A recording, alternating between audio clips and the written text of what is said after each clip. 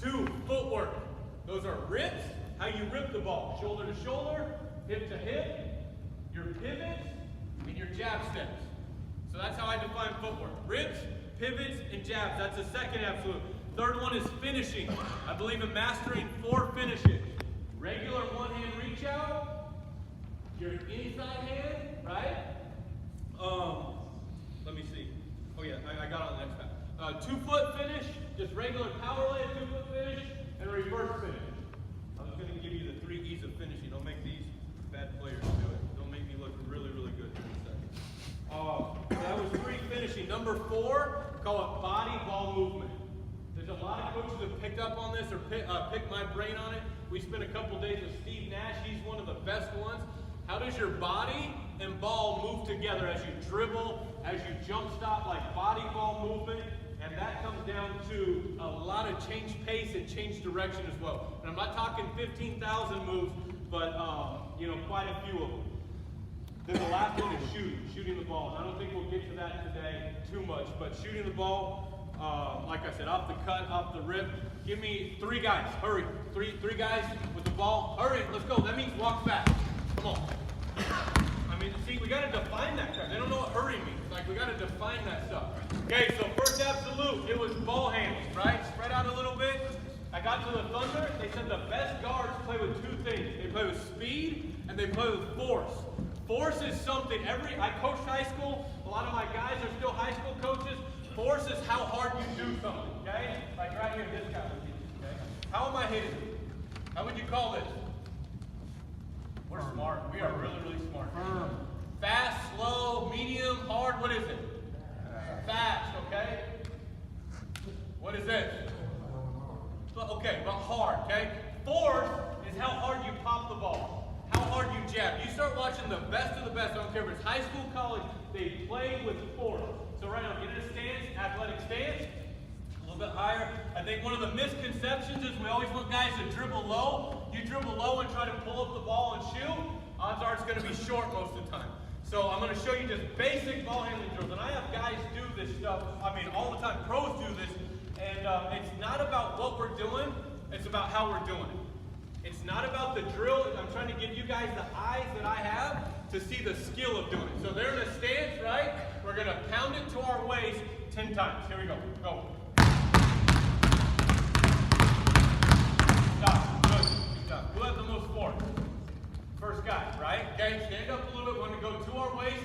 I want the ball, like I come up with terms, teaching terms, I want the ball to take a bite out of the floor. So you got to hear it like smack and pop. This isn't a great floor for that little bit. Yeah, here you go. Go ahead, smack it, 10 of them. Okay, watch this guy do it. And I want you guys to see this with your guys, because this will have like basic drill. You're like, Phil, you get paid all this money to do this shit with NBA guys? Like, bring in someone else. Here's the difference. Do it. Do what you were doing. What's wrong? His body's off. Here's what we have to come with. Get in a stance. So I call this chest up, chin up, right? Now you want to get, how cold are my hands, by the way? Well, here's what we talk about. Bounce your ball and not your body. Chin up, chest up. There we go. Bounce to the floor. Chest up, keep dribbling. Okay, go do yours. Keep dribbling. There we go. Good. Keep dribbling. Don't touch your body. Ball on your body. Mark. Good. Stop. Free. Sliding. Now good. What did he just do? He lost the ball. He made a mistake. Why did he make the mistake? Because he was dribbling with what? Force. I want that mistake all day. Do I want this crap? No, I want this one, dribbling with force, okay? So I have a whole bunch of these, by the way. I'll give you my email at the end. You guys can come to any workouts this summer. Doors always open. Anyone you want to watch me work out, you guys are more than welcome. But just think, I'm giving you force within ball handling. So now we have like pounds, twists, high, low, a million different drills, but it's how we're doing it. Now we're gonna do crossovers, okay? So here's what I want. You guys aren't very good, are you? Like good players? Yeah. Like, you know who I work out? Yeah. Okay. I'm just kidding. Hey, so here's what we're gonna do. We're gonna, since it like kind of ease into it a little bit. Pound, cross. Okay? Here we go. Come on.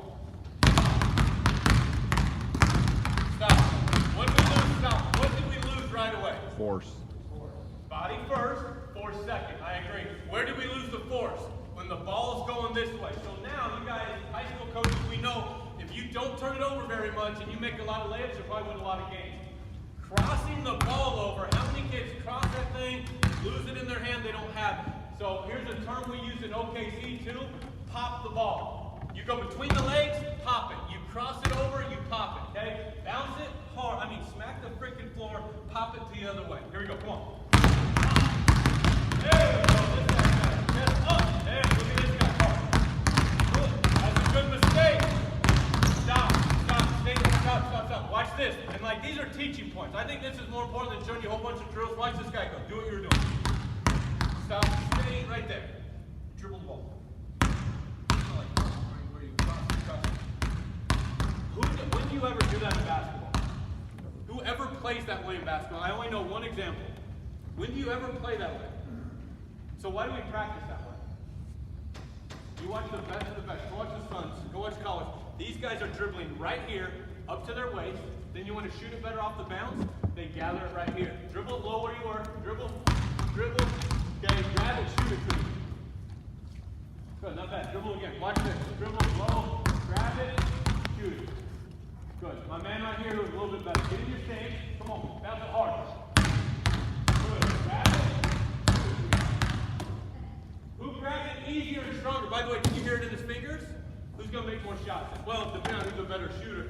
This stuff, all this wasted motion, we talked about it with Coach, 6 different ways to do something, you're not going to get there.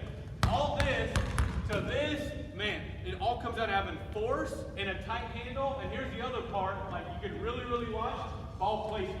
Where are they placing the ball when they dribble? Did a study with Paul George. You watch his dribbles, his crossover always hits. I could be in Brophy's gym or the Suns arena. If I cross over, Bill Beckner's crossover always hits right here. Let me see your crossover. Just cross it back and forth. Stand up. Pretty good. See how it's always hitting the same spot? That's how we got to be looking for that type of detail within ball handling. Does that make sense? Here's what I would say. I have a deal. Email me or Matt. Email Matt so he can email to you. I have a deal called 500 dribbles. I have a kid at Arizona State asked me to help him with his left hand. Every day he has to do 500 dribbles with his left hand. Guess what he has to do them with? Force. And I always say bounce the ball, not the body. So we would do like 100 pounds, 100 twists, 100 swings, because I think it's ludicrous like how many college guys can't dribble with their left hand. How many high school kids, and you guys don't, you're like, Phil, we don't have 30 assistants. Do you have a ball? Do you have a hallway? Tell them what to do, give them a plan like we've talked about, and they know they got to do that crap before they get on the court and practice. Does that make sense? You guys want to stay out here, or do you want other guys to come out? I don't care. Hurry. Get on the baseline, like one at the L, one in the middle. We did this at Boise State to warm up as a team drill. Second absolute was footwork. So that's rips, pivots, and jabs, okay? And this is how smart I am. You're going to be like, Phil, this is junior high stuff. I don't care. Pros have to do this. We're in a stance, right? We're going to start off with 5 hard pound dribbles up to our waist, right? Chin up, chest up. And we're going to bounce the ball through the floor hard. After 5, just trot up. Don't go too fast. We're going to trot all the way up, pick it up, jump stop at the free throw line. Do it. Good, not bad. Stop. Okay, now here's what we would do. And we have a whole series where we build off of this. We work on rips. I mean, I'm telling you, Manu Ginobili killed guys off the pick and roll by how we set up the pick and roll just by his rips. The 2 best ways to rip, I think, are shoulder to shoulder. Tim Duncan, Hall of Famer, a lot of shoulder to shoulder rips, or hip to hip, right? So these guys, get back, hurry, get back. 5 dribbles. Hey, dribble the ball, don't lose it. Hard. Here we go, count. Good, go, up, stop. Now, pay attention, okay? We're gonna rip shoulder to shoulder and step over. Go. Boom, stop. What are they lacking? Thank you. We're getting it. Get down in a stance. I watched a team the other day. They had to do 3-on-3, no dribble in half court. They're trying to rip pivot. They were back here. They're moving here. So we get down. How are we ripping? Shoulder to shoulder, right? There we go. Do you feel their feet hit the floor a little bit or hear it? Rip over. Boom. Holy crap. I bet Tate's locked. Coach, you're old school. A squeaky shoe? How good is that? Took freaking my whole presentation, had one shoe squeeze. There we go, pivot, or rip. Oh, stop. So now, here's a great teaching point. Sit down. He's way too far because he's not what? You know, facing the basket at all. So get back. God, you guys are the best players. Face this way. Here we go. Turn here. So we're this way. Can we see? We chin to our shoulder, we look that way, right? Sit down now. There we go. Strong body. That's one of the kid, the first rounder I showed him film today. He's playing tonight. Like, get down and sit down into your pull-up. Sit down into your change direction. So a big teaching point with rips, pivots, and jabs. Sit down. And like, there we go. I go up and hit these guys, move them. So we rip shoulder to shoulder. Guess how we're going to rip back? Hip to hip. Go ahead, rip hip to hip. This guy got it, my man. Really good job. Do it again. Shoulder, shoulder. No, get back over here. Shoulder, shoulder. Boom. Yes, hip to hip. And he sat down. Good. 5 pounds left hand. Go up here and do it. Come on, here we go. Up, boom. Stop. Good. Shoulder, shoulder. Nice. Hip to hip. Rip. Here's my point. How many times are they going to do this in a basketball game? A lot or a little bit? A lot. How many times are they going to shoot a step back? How many times do we travel off this or lose the ball? Be great at the things that happen a lot. Be great at the things that happen a lot, and that's part of it. So now, we would do that like all the way down. Mix up different rips, different pivots. Here's what we're going to back up. Hurry, hurry, hurry. So now we're going to mix in a pivot and a jab. You can do this however you want. So look, we're going to come all the way up, jump stop, okay? Reverse pivot. What are we going to do when we pivot? Sit down. Too many guys lose their leverage. That's why they miss shots. They lose their body. Sit down. We're going to come up, pivot, sit. Our chest should be up. Our chin should be up. Are you seeing what my eyes are watching for now? Kind of that body, ball movement type stuff. So look, we're going to pivot back. Just wait a second. Sit there for a second. Pivot forward. You got me. Now we're going to jab hard, pull it back. Jab hard, drive the ball to the next spot. So reverse pivot. Jab. What did I say on the first jab? Bring it back. Okay? By the way, did you hear what I just did? That's a teaching deal. Ask them questions. What do we do? Like, always ask. So, first jab, what do we do? Bring it back. Second jab, what do we do? Go forward. Get down, go forward. Let's see if we can do it. Here we go. Hard pounds, right hand. Good. Pivot. Good. Pivot. Back. Good. Stop. You guys play for Sundance Race? He's got you like all freaking sped up and on the juice and like, oh yeah. Get down there and slow down. Hurry. So here's a great teaching point in skill development. Really, really great teaching point. Exaggerate technique. Exaggerate your technique. So how many things did I give them to do? 3. A pivot, a jab, a second jab. You want to work out Damian Lillard, it's not that fun. He's really, really good. It's hard to make him better. Give me some crappy guys, I can make them better really, really fast. I want you to do each part the best way you can. So like sit, best pivot. You only get one and then your life's over. The best pivot you ever get to do, right? We sit, we pivot, then come back. And then I'm going to talk you through the jabs. You ready? Dribble the ball. Go. Pivot. Back. Great job. Really good. Stay. Now, like I'm telling you guys, I do this stuff with pros. Warm up all the time because we got to be great at the things that happen a lot. With your jab, chest should be up, chin should be up. Ball right here. Your ball, we talk about ball placement. You want to shoot it better or protect the ball better? Coach ball placement. The ball is here, right? Now we're going to jab and it's going to go to the inside of our knee. So not out here, not here, not up, because that takes us out. I want to be able to jab. My body stays tight. I come back here. I'm ready to shoot, I'm ready to pass, I'm ready to change direction. Jab, come back. Hard, force. Stop. What happened? What'd you do when you jab? Where'd he go? Sit down. You don't want him to fall over? Sit down. Chest up, chin up. Now jab hard. Further. There you go. Sit down while you do it. Sit. Go. Yeah, you're right. Better. So we want to jab, pull that thing back. Ready? Go ahead. Jab. Pull. Really good here. Jab again. Go. Go forward. Pivot. Dribble the ball. Slow down, Sundance Wings. Golly. Holy cow. Easy. You guys see that? I want to get some more stuff. Hurry, get down there. We've got 3 minutes. Dribble the ball and make a layup. Anyone down there? Who's good? Stop. Go. Do you see what I mean by labels? Define, destroy, or develop. You need to get developed, bro. No, you dribble the ball. Like, get out here. Come on, hurry. You guys can sit down.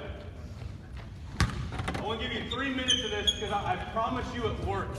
Come here, actually. I'll show you in the middle. Imagine the hoops right here. And we won't get to body ball movement too much or shooting. I don't want to go over my time. Some of these Division I's have brought me out as a consultant about player development and whatnot. I'm trying to give them the teaching points I'm giving you, not just drills. And you can imagine if you really want to stimulate your thoughts, just start watching this stuff that way and see kind of how it adds up. Making layups. I swear, like I saw the tweet about Tate's Lock, him, Kevin Eastman, those are guys I've studied a bunch and learned a ton from. Eyes make layups, right? I completely agree with that. I think there's 3 E's to finishing, like the letter E. And I promise you, I'm doing the same stuff, NBA, college, wherever. The 3 E's. 1, eyes. You have to have your eyes up. You can't have your chin in your chest. Here's a huge one. You understand? It's like you're going to go up and make the layup, right? Like, you're a lefty, aren't you? Yeah, you're a lefty. Here we go. So like lefty, this is huge. That's how you score a layup? Post. Go ahead. Score your gun. Go out like what you were doing. That's perfect. Stop. Like my man's filming that. That's great. Go ahead. Put it out. Don't worry about that. Where's his elbow? Even with his shoulder above his shoulder, what? Extend. You watch the best finishers, they extend and their elbow goes through their shoulder. I learned that watching Darren Williams with the Utah Jazz, back before he was fat and, and slow and like he was actually a good player. They kept fouling him and fouling him and fouling him. Come on, hurry. He's dribbling, they go, and they hit him, and look at it. My arm goes up, so where's the ball go? Okay, ready? Watch my elbow. It's out, it goes short. So eyes, number 1, when you get hit, eyes, then we want to extend. And here's, like I said, I define stuff. Well, what's the extending? JT knows it. It means our elbow goes through our shoulder. That's how they know that. Then the last E of finishing is explode. We want to be able to get up, pick it up, and explode. Let me give you one thing to do. This is a great one. And again, I wish I could have showed you more. Get in a stance. So now look, this is how we put all this stuff together. Strong body, right? Chest up, chin up, pound the ball, dribble, like we've been doing today. Rip it shoulder to shoulder. That would be hip to hip. That's okay. Shoulder to shoulder. Yeah, step over. Yep, step over. Bang. Now hip to hip. Back. Good. That's really good, actually. You can see why I'm so good at my job now. I mean, make a bad player. 20 minutes. So look, now, again, this would be pounds. I know you're dribbling again. It's a double dribble. Let's just say this. Let's add double to him so he doesn't double dribble. Catch it. Rip shoulder, shoulder. Don't dribble it. Hang down here. Catch it. Shoulder, shoulder. Good. Hip to hip. Stop. Now, pound it hard. Just take one big hard dribble to score later. Now we're going 2 minutes over. Perfect. Okay. So, I want every player I work out with, like Lillard sends me pictures all the time. I sent it to a kid today. It'll just be a picture of him in a game, and he'll say eyes. Because his eyes are like this. Here's a great teaching point for every level. Get down. Look at this. Start dribbling better. Right? Dribble. Dribble. No. Listen to me. Dribble the ball. Score a layup. Bam. Okay. This is huge. 2 things. You got eyes, extend, explode. Do this. Here's the term. Pick it up with your eyes up. If you're going to shoot a pull-up, or you're going to go score a layup, pick the ball up with your eyes up. Here's why. Okay. Stay with me. You're doing a good job. Really good job. Put your head down. Watch this. No, look at me. Put your head down.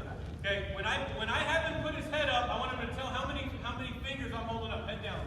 Head down. Look up. Okay. Head down. Up. Good. Head down. Up. Okay. Look at me. Ready? Same. Which one's faster?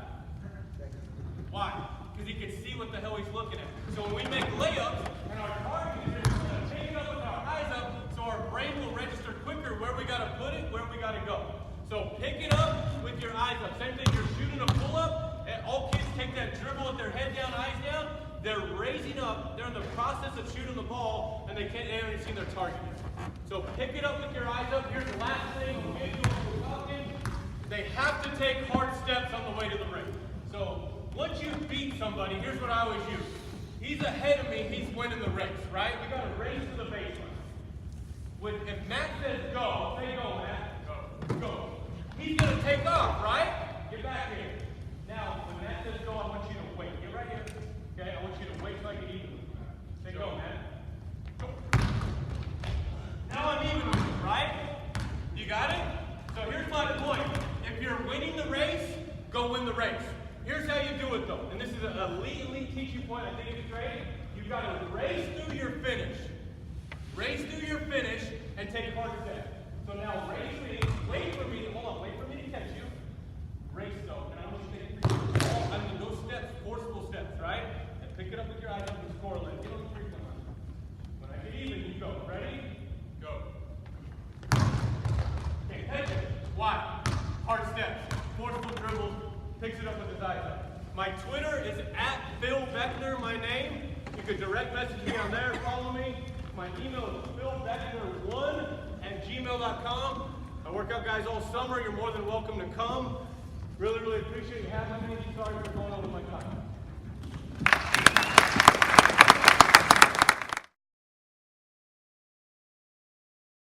We're starting from 0 right here, right? We'll count up. I want to give you a couple quick hitters that has taken me about 30 years to get, but I think they're really important. The first one is this: less is more. Less is more. You know, Coach mentioned last night, great Hall of Famer Pete Knowles, that basketball, Lawrence Franks was with the Nets, he had 132. It's not how much you do, it's what you do. The elite teams always can hang their hat on one thing. They have a brand, they have an identity. Everybody in their league knows what they're about. Program anchors. What are yours? Really quickly, what are your anchors? 1, 2, 3, what are they? What is your program known for? Do you know? If you don't know, maybe you should call somebody in your league. They might know. For us, they're real simple. 1, 2, 3. Number 1, sureness. Sureness is taking care of the basketball. And I like using that phrase, sureness. It's not about taking care of it. It's being sure with the ball. Do not put the ball at risk. Number 2, great shot selection. There is nothing in our game that will beat you faster than taking bad shots. It amazes me when I go watch games. It's like everybody in high school is playing with a 13-second shot clock. Nothing beats you faster than bad shots. And the third one for us is the obvious one: great team defense. Again, it's not what you do. It's not, I should say, it's not how much you do. It's about what you do. Less is more. My second one, consistency. Being consistent. Consistency was so important that Coach Meyer, and it's a treat to have Sundance here, that Coach Meyer, who, let me back up a second. Coach Meyer was a friend, a mentor. He meant so much to me. I miss him so much today. I don't know that there's anyone who gave more to coaches than what Don Meyer gave. Consistency was so important to him that he listed it as one of his top 5 things that separate good programs from great programs. And what are we talking about with consistency? That you're consistent in everything you do. That if I walk in your gym and there's an assistant coach teaching at this basket, and at the same thing, there's an assistant coach teaching at this basket, the same drill, they're both saying the same things. You're using the same verbiage, the same vocabulary. But it's also that you're doing drills that translate to how you play. You know, it's great you go to clinics. Great place to learn. But you can go to clinics and get screwed up too. All of a sudden you come back with 3 or 4 really good drills. They look great, but they don't fit who you are. They don't fit your philosophy. They don't fit your style of play. They don't fit how you play. Make sure it all fits. And I think this, lastly, about consistency. The elite programs are all consistent. It all fits. Now, my last thing is this. You get one thing from this weekend, and there's a lot you're going to garner from this weekend. If you get one thing, it's not what you teach, it's what you emphasize. Let me say it one more time. It's not what you teach, it's what you emphasize. Your players will do what you want, not because of the drills you do, but because of what you say and what you make important. You achieve what you emphasize. You achieve what you emphasize. For us, our emphasis is our defense. So every decision we make, how fast we play, what offense we're going to utilize, the tempo we're going to establish, who we're going to recruit, who we're not going to recruit, who's going to play, who's not going to play. It all comes down to our defense. Because that's what we're about, and that's our emphasis. You come and watch us, you go watch most teams practice, and we call this the 30-minute rule. If you go watch most teams practice within 30 minutes, you should know exactly what they're about. But if you go watch most teams practice, in that first 15 to 20 minutes, they're all doing pre-practice. And what do they all do in pre-practice? Ball handling, shooting. If you come watch us practice, in that first 15 to 20 minutes, you'll see 2 or 3 things defensively. Because that's who we're about, our defense. Now, a couple of house cleaning things before I get into my specific topic. Number one, I'd like to ask you to hold your questions. I'm probably going so quick you don't even spin it. The father of the pack line defense. It all originated with him. We've made our little tweaks and twists and turns to it, but it started with him. So everything that we're going to show you and do, it's directly from Coach Bennett. And know this, the pack line defense, it's not about X's and O's. It's really not. Maybe that disappoints some of you. The pack line defense, it's a mindset. It's a culture. It's creating a culture. It's creating an edge. It's the emphasis that we have. It's the process we go through. Now, I don't have all the answers. I'm not even close. But I will tell you this.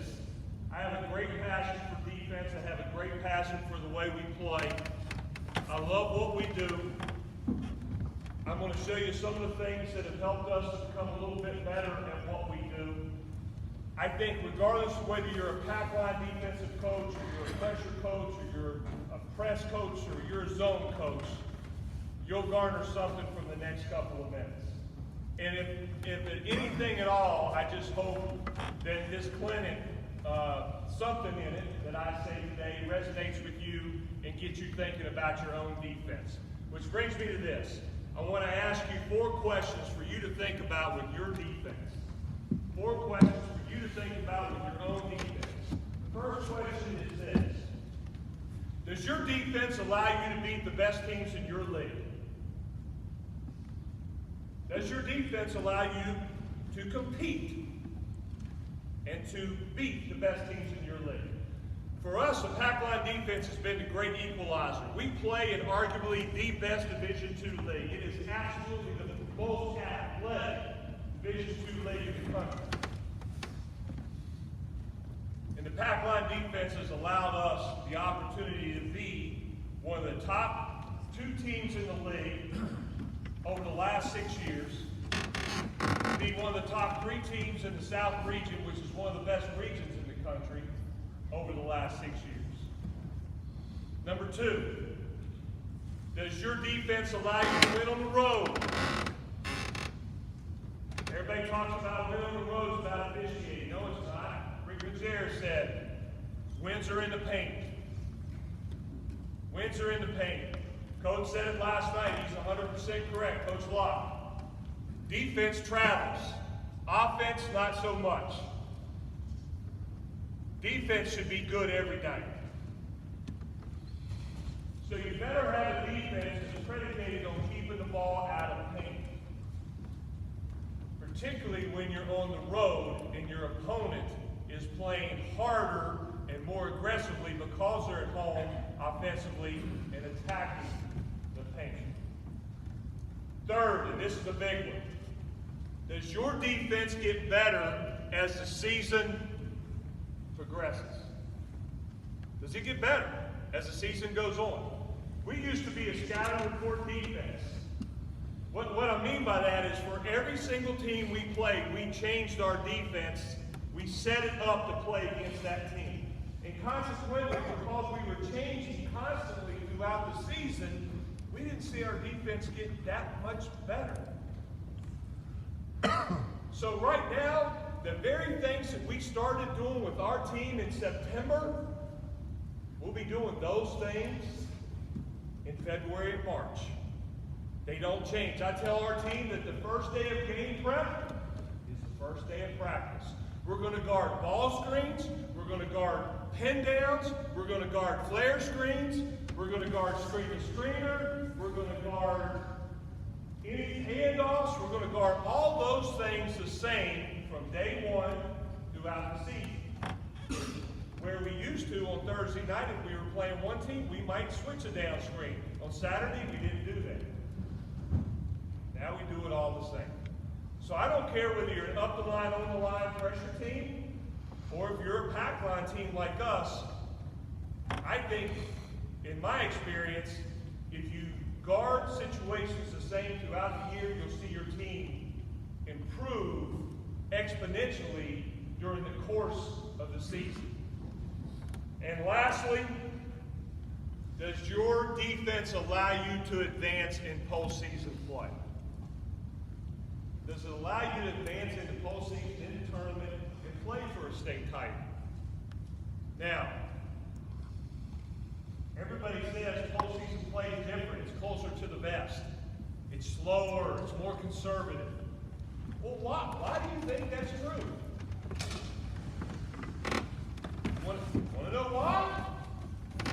Because teams don't turn it over in the postseason, because good teams don't turn it over, and only the best teams make the postseason. And teams that aren't going to turn it over are also usually teams that are pretty good defensively. So you're not going to be able to go down and just get run-out layups and easy opportunities to score. You're going to have to work for them, and you're going to have to do it without turning the ball over. So why not start working on those things in the very first day? Okay, my topic is 3 secrets of the pack line defense. These are not secrets. They're not secrets. Well, and they're things that when I first started coaching is 22 years ago. And they're things that I believe if you're going to coach the pack line defense and you think about these 3 things, they will help you become a better coach in developing and teaching the pack line. All right, the first secret is this. It's the greatest myth out there, that the pack line defense is a soft, sloughing defense. No way.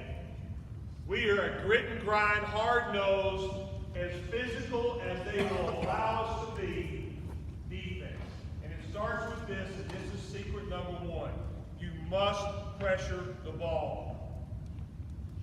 You have to pressure the ball.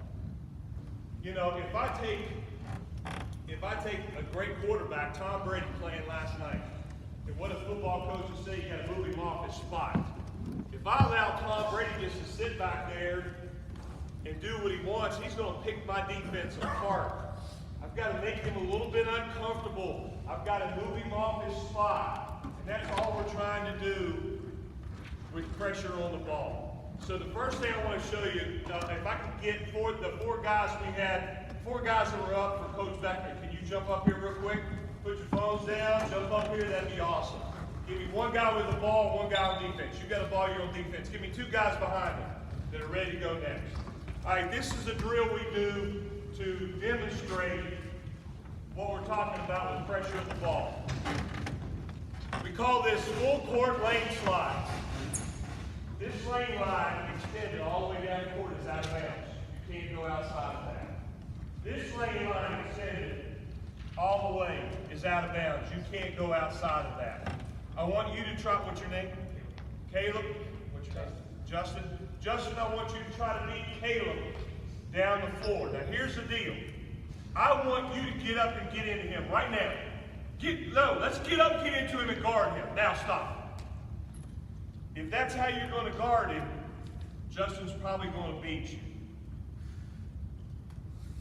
Two big keys in defense are space and movement in guarding the basketball. You're going to have a degree of space. How much? I don't know. It depends on your skill level and your quickness compared to Justin's skill level and his quickness.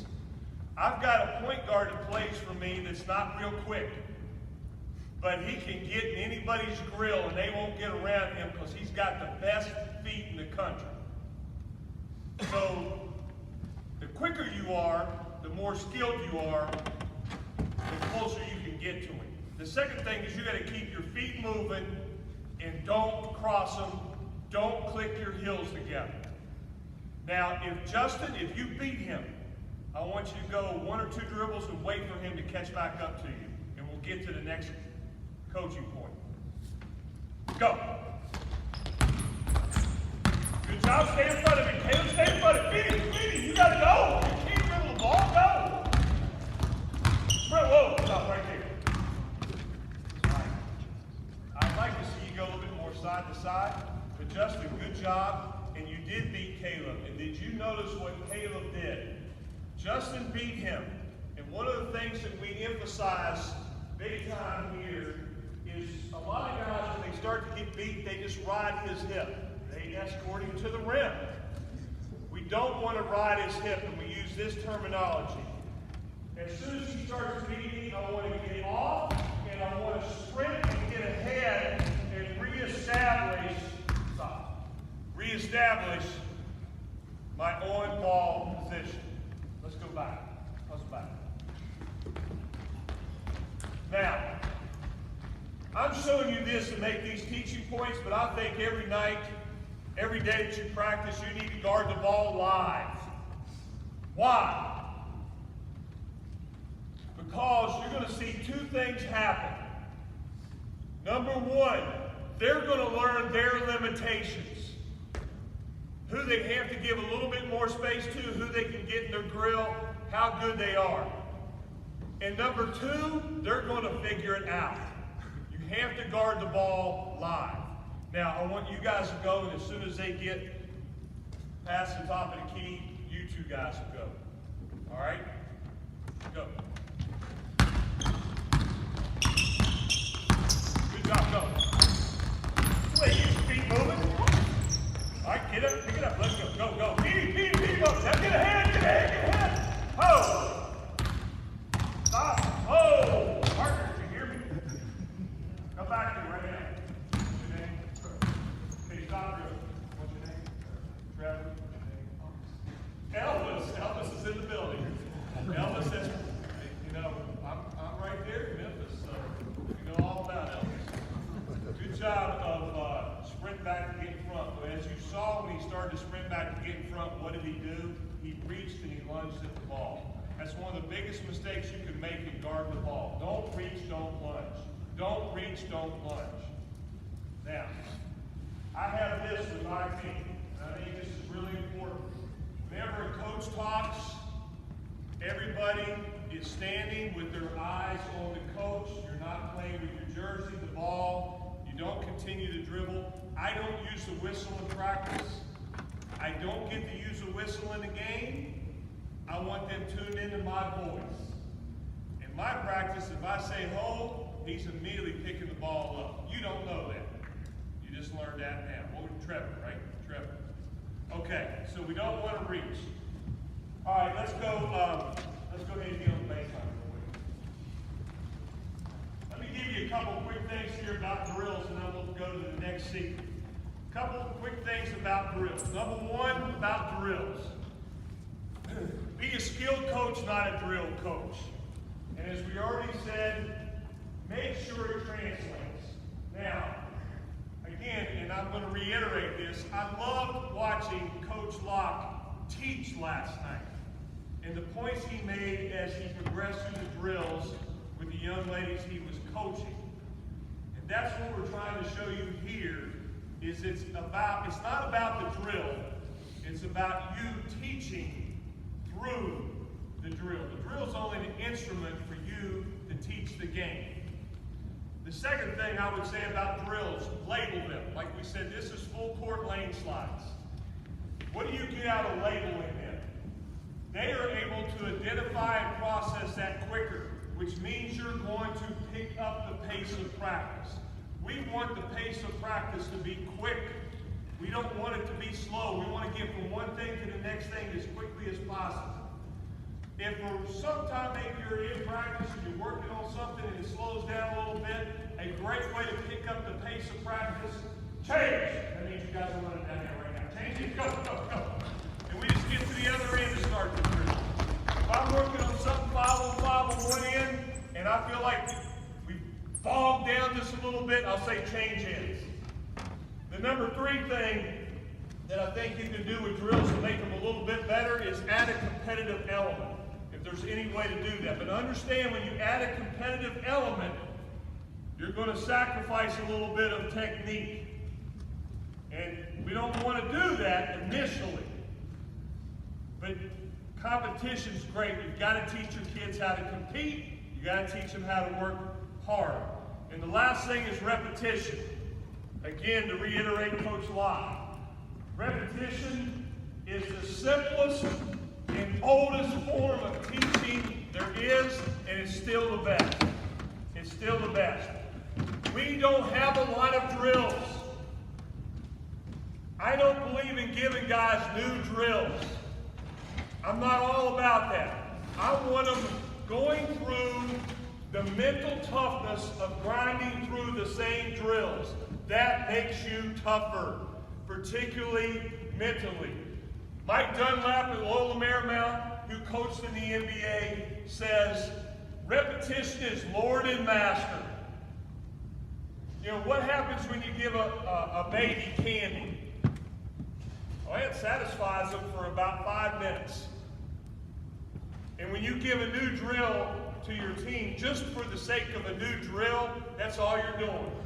It's candy. And then after the sugar high wears off, what do you have? A whining, crying baby. And that's the same thing you're going to have with your team. All right, secret number 2, and this is a big one. Give me the 2. Justin, you come out on offense. And Elvis, you go ahead and come out on offense. And I want you right here just outside of the lane line extended and get past the NBA arc. And Elvis, you are as well. Put your ball down, Trevor, and Caleb, throw your ball to one of these guys. All right, the second one, this is a big one. This is the one I didn't get. Your position is your help. Your position is your help. The great Chuck Daly said, you don't get beat on the help. Defense gets beat on the recovery.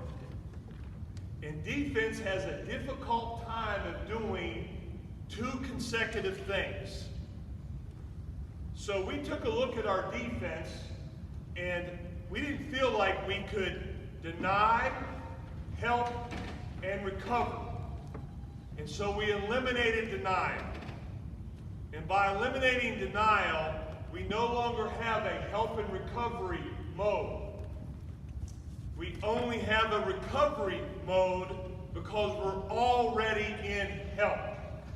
So, Trevor, you come out and guard Elvis, who has the ball, and Caleb, you can guard Justin.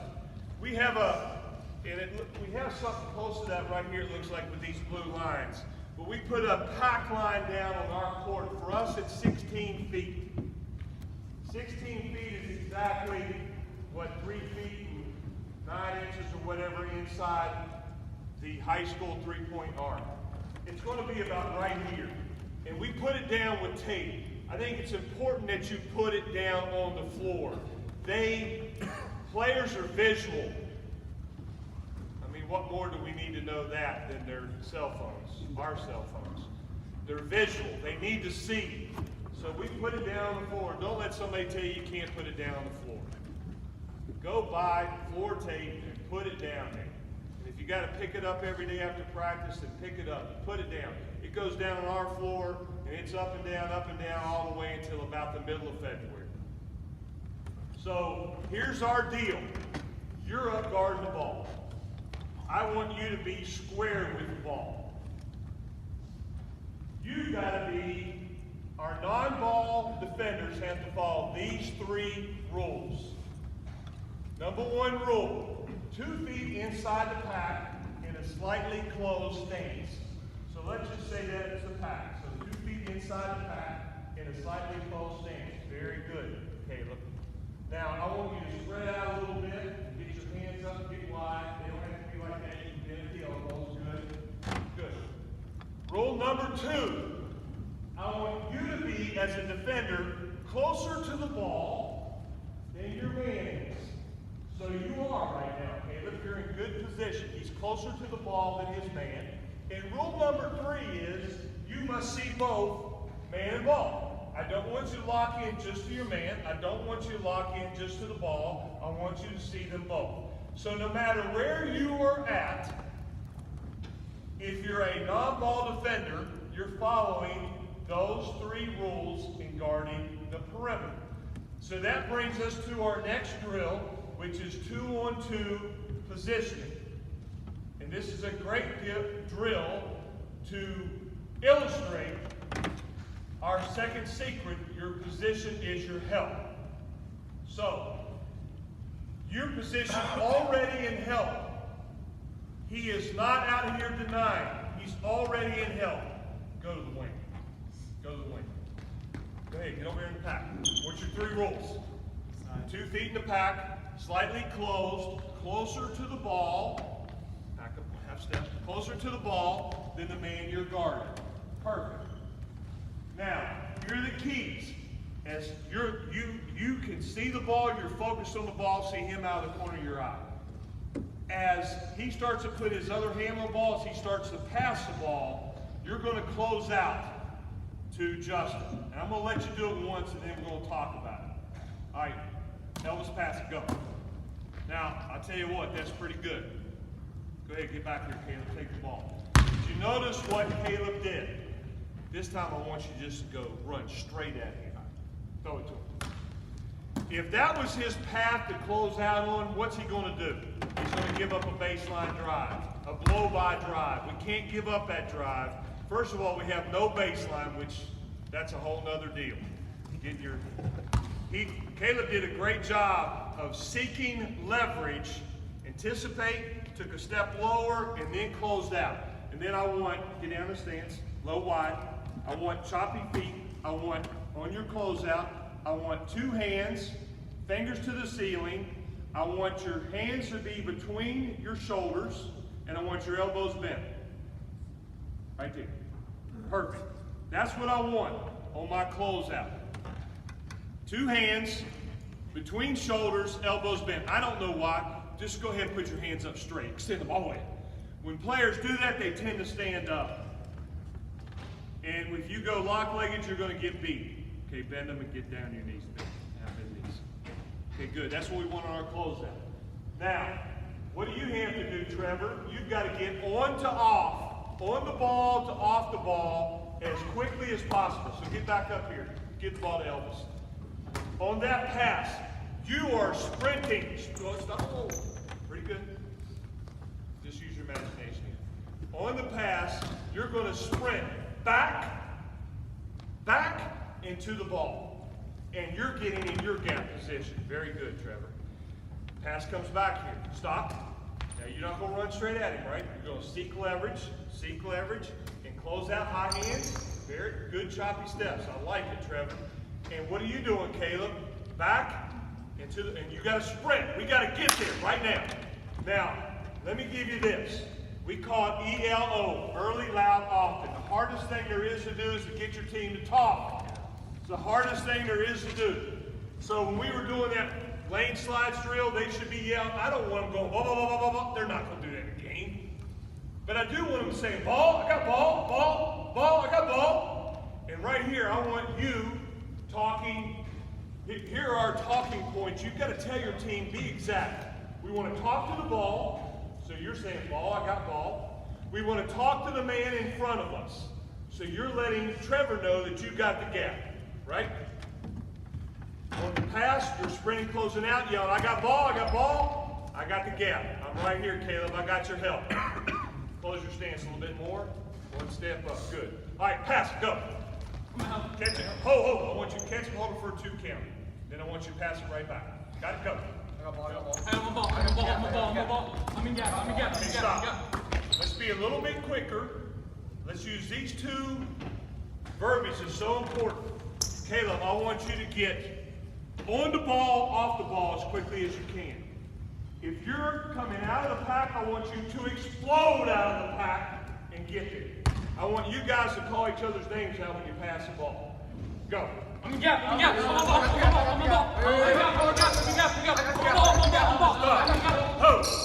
Okay, that's pretty good. Now let's add a dribble to it. All I want you to do, Elvis, is you can take 2 dribbles that way, or you can take 2 dribbles this way. If he goes that way, you slide up a little bit. If you take 2 dribbles this way, you slide down. And I want you guys to continue to close out and get out. Now let's don't let him split us here. Let's don't let the ball beat us on the dribble. Go. I'm in gap. Whoa, wait. Bring it back up. Nope, he can drive. Get up, guard him. Whoa. Trevor, can you get up in his grill? And he can't beat you? Then get up and guard him. Let's go. Play. I'm in gap. I'm a ball. Hey, we're not sending any ball screens yet, Elvis. You stay up there. Go. I'm a ball. I'm in gap. I'm a ball. Whoa, stop. All right, 2 things quickly. Get back and take the ball. Just kick it up there. We had 2 things that happened that were really good. No, you shouldn't be talking. I'm talking, right? Thank you. Now, if Justin drove it here as he did, as he drives it here, Trevor is not doubling the ball. And it takes time to develop this ability for these 2 guys to work together. Defensive play takes chemistry. So he's not doubling. He is sealing a gap if he's getting beat and he's forcing the next pass. And we seal the gap with near arm, near leg. Get your stance. Right? Near arm, near leg. We're not opening up.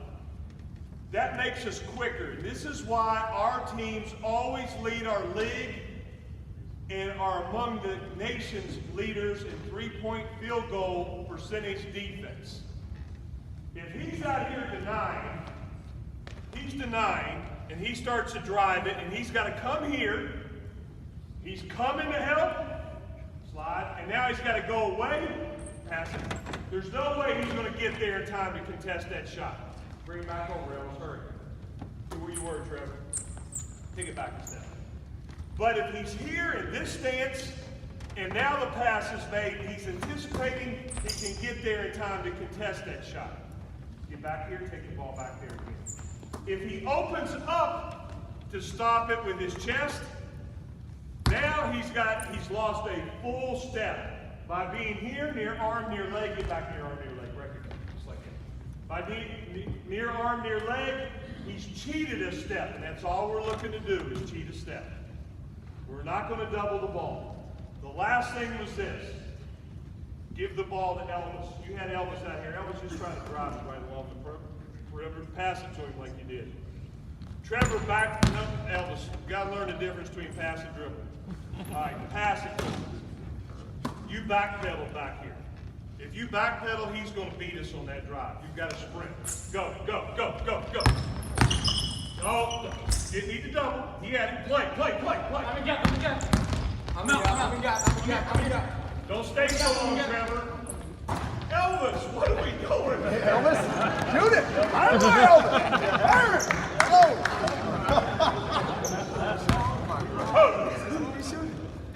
just filling the gap.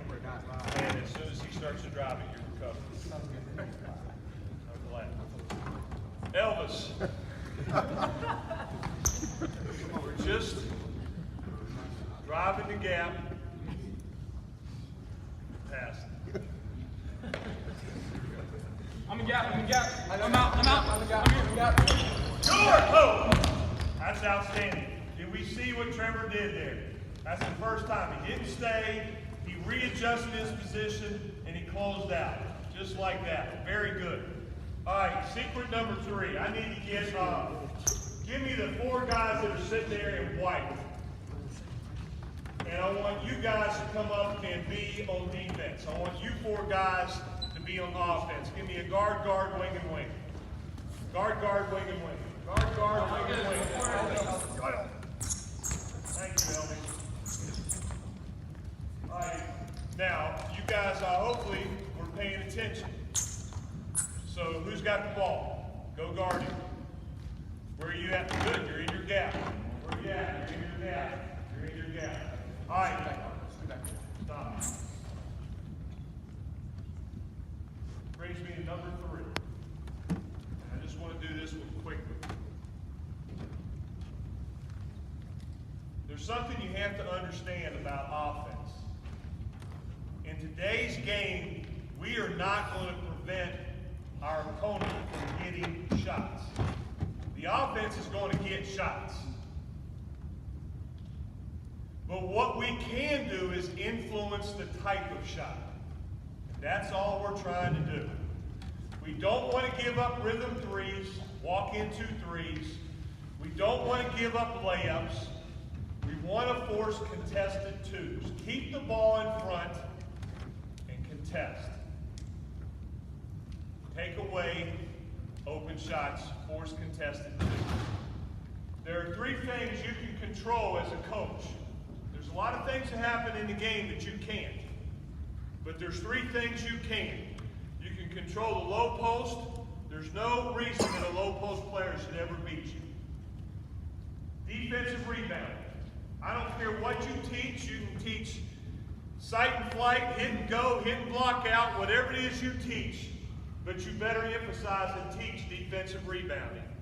And the last thing is conversion defense. If you're not getting back on defense, if you just get back on defense, I guarantee you'll add 5 wins to your record the next year. If you just get back on defense. And if we all left, and actually when the positive speaker was in here, these guys were over there in that other gym playing, right? So I just happened to notice they're over there playing. What do you think they didn't do? If you leave these cats to their own devices, they're not going to block out, and they're not going to get back on defense. So you have to emphasize it. One of my favorite drills that takes into account number 3, we call change drill. I'm going to quickly do it. And we like to teach it initially out of a stationary position. So, Justin, pass the ball to Caleb. Close out, high hands, good job. Get in your gap. Get back just a little bit, you're fine. Bring it up here. Close out, high hands, good. Bring it over here. Okay, stop. I'm going to yell change at some point. Let's just say I yell it here. Just put the ball down. You 3 guys are now going to defense. You 4 guys on black. You 4 guys on white are going to offense. So you're going to pick up the ball, and you're looking to drive it. Stop. Now, here's the deal. See what they did there? You can't guard the man who is guarding you. So what does that make you do, guys? They got to talk. Very good. Got to talk. Can't guard the man that was guarding you. So Trevor can't guard. What's your name? Huh? DeMar. No, it's just okay. DeMar. So Trevor can't guard DeMar. So whoever's closest, the closest guy's got to come and stop the ball. And you got to talk. All right, let's say that Justin's doing it. So Justin, you come and you stop the ball. My other 3 guys, here's your rules. you have to sprint to paint first. Now, some guys might go to shooters. We're not going to do that. As a pack line team, we've made a choice that we're not giving up layups.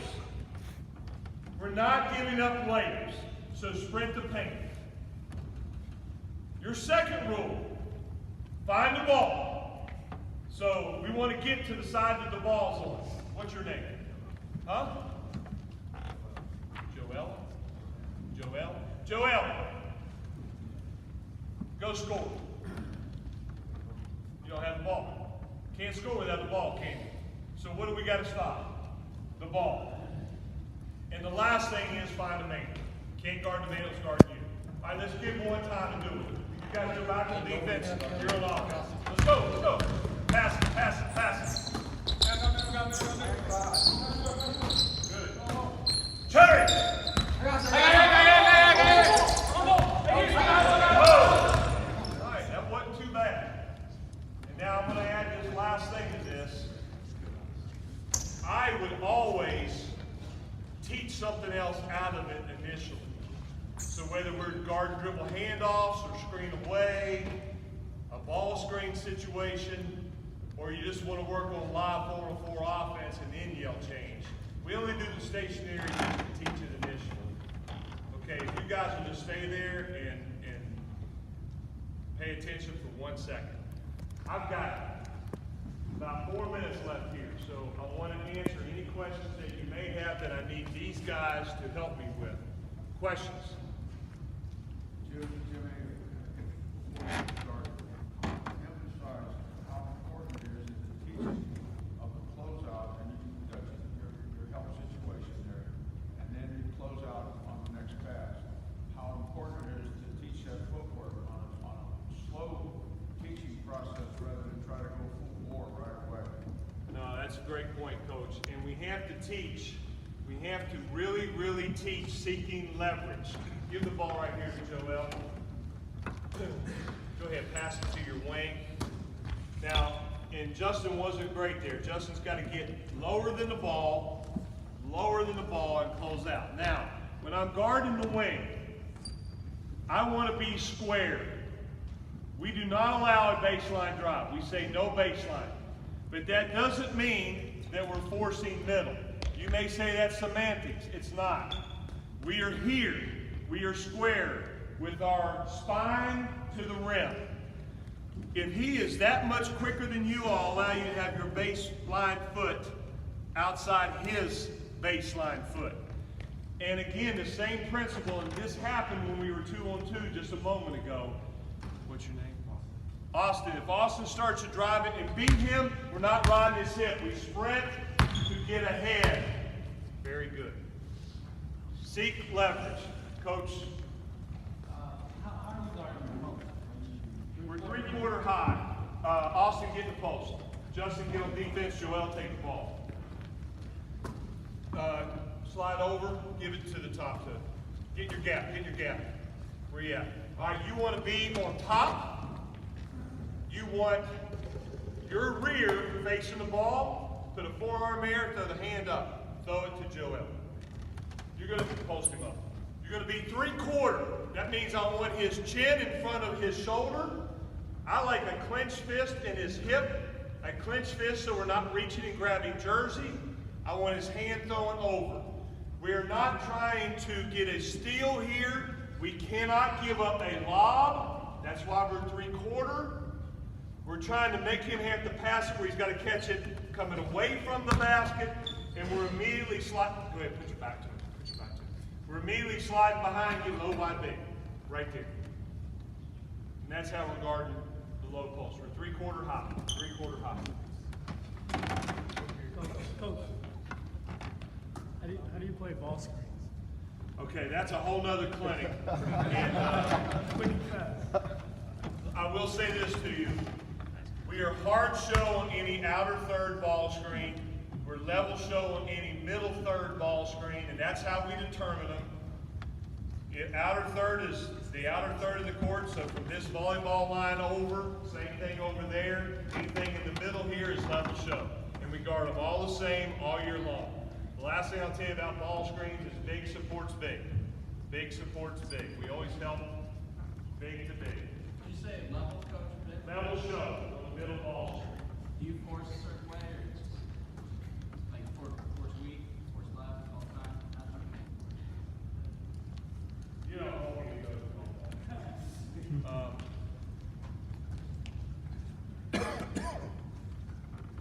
Do this.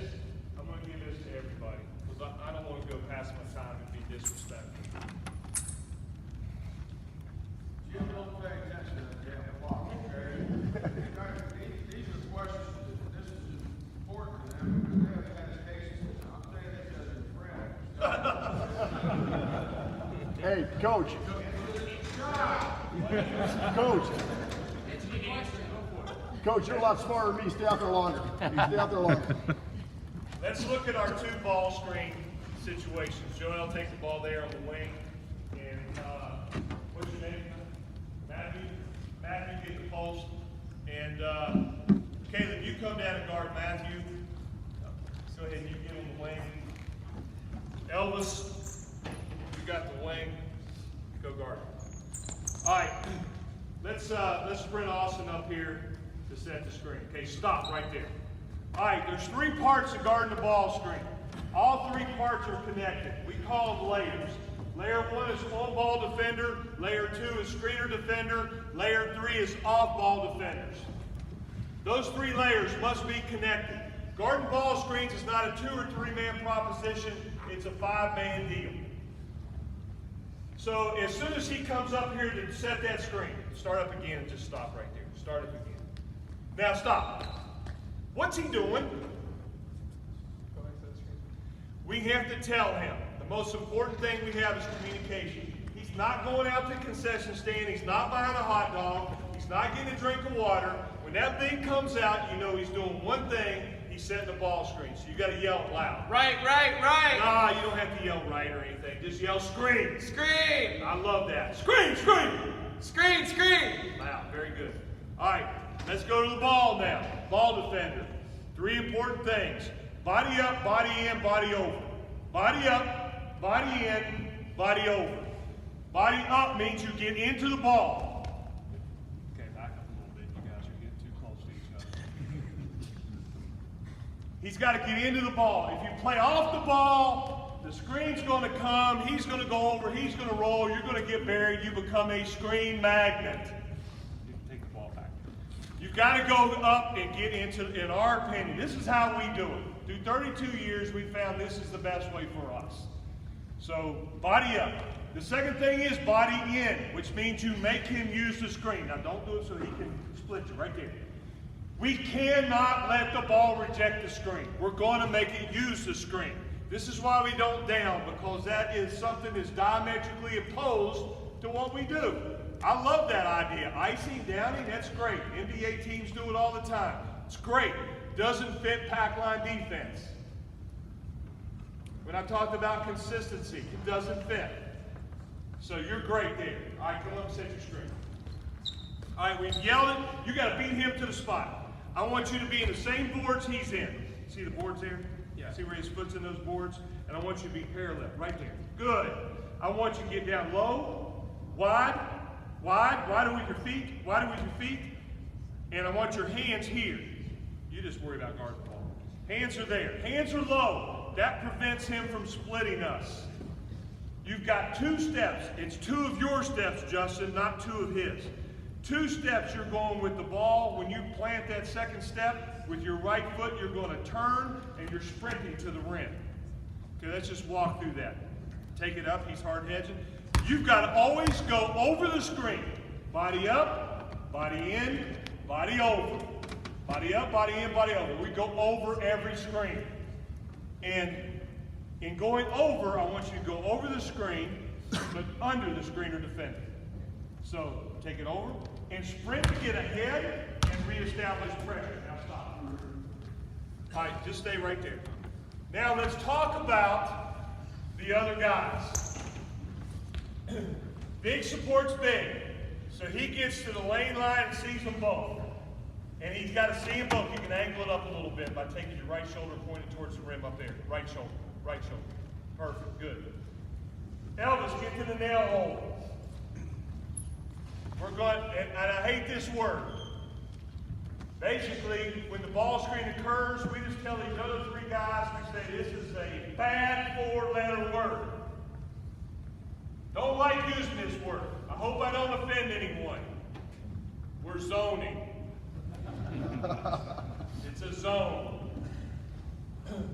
All right, so I want you, and I'm going to show you two things here. Step out just a little bit. There you go, good. You're sprinting to the rim. Pass the ball quick. You see that's happening, no, there. You see that's happening, you're recovering, and you go. You don't have to be here anymore. He can beat it to this spot. Roll to the rim. All right, let's go through and walk through that quickly. Quickly, go. Let's go. I want you to dribble it down, use the screen. Let's go about, go 3/4 speed. Go. Screen! Whoa, Joel, you got to wait for the screen, buddy. Let's go. Come on. What are they teaching you in club basketball? Let's get it, buddy. Screen! Oh, don't reach and don't grab. You're going to foul. You don't want to foul. One more time. Show him, get back. Joel, take it over the screen quickly and pass it to over here. Go. Screen! I'm up. I think you can see the deal. Now, Joel, take it back again. All right, so what would happen if it was a pick and pop guy? This is where we fly switch. Don't like to switch, but this is a situation we would switch in. Come and set the screen. Joe, get the ball on the side. Get it open. All right, dribble it off. There you go. Now stop. Pop. If he makes an immediate pass back, pass it back. You got it. You still sprint to the rim, and then you're picking up whoever's there. So we would fly switch if they pick and pop the side. The big deal is that could be your 5 switching to a 4. We get to recruit those guys you don't sometimes. So we would tell him you got to make him a jump shooter. He can't drive you. Make him a jump shooter. That's the side ball screen. The middle is just level show. It would be long. So what I'm going to do is this. If you have any questions, first of all, let's give these guys a hand.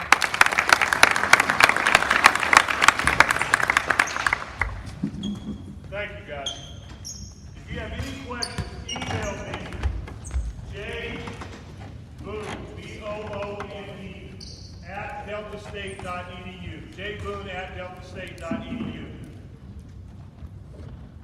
I have handouts on this that I'm more than willing to share with anyone who wants them, and I can send those to you. It'll give you everything we just talked about in ball screen defense. You can call me on my cell, 662-588-1757. 662-588-1757. If you call me and don't answer, leave a message. I promise you I will call you back. Okay. As I said, I've been doing this for 32 years. This is my 33rd. I loved it when Coach Beckner mentioned Larry Bird. I said this is my Larry Bird year, my 33rd year. The hardest thing to deal with in coaching, other than all the outside issues, is just winning and losing. And I love what Al McGuire said. The late, great Al McGuire. The greatest emotion in sports is winning. The second greatest emotion in sports is losing. So I would give you this advice today in terms of longevity and becoming a better coach. Don't let the wins go to your head. Don't let the losses go to your heart. Thank you.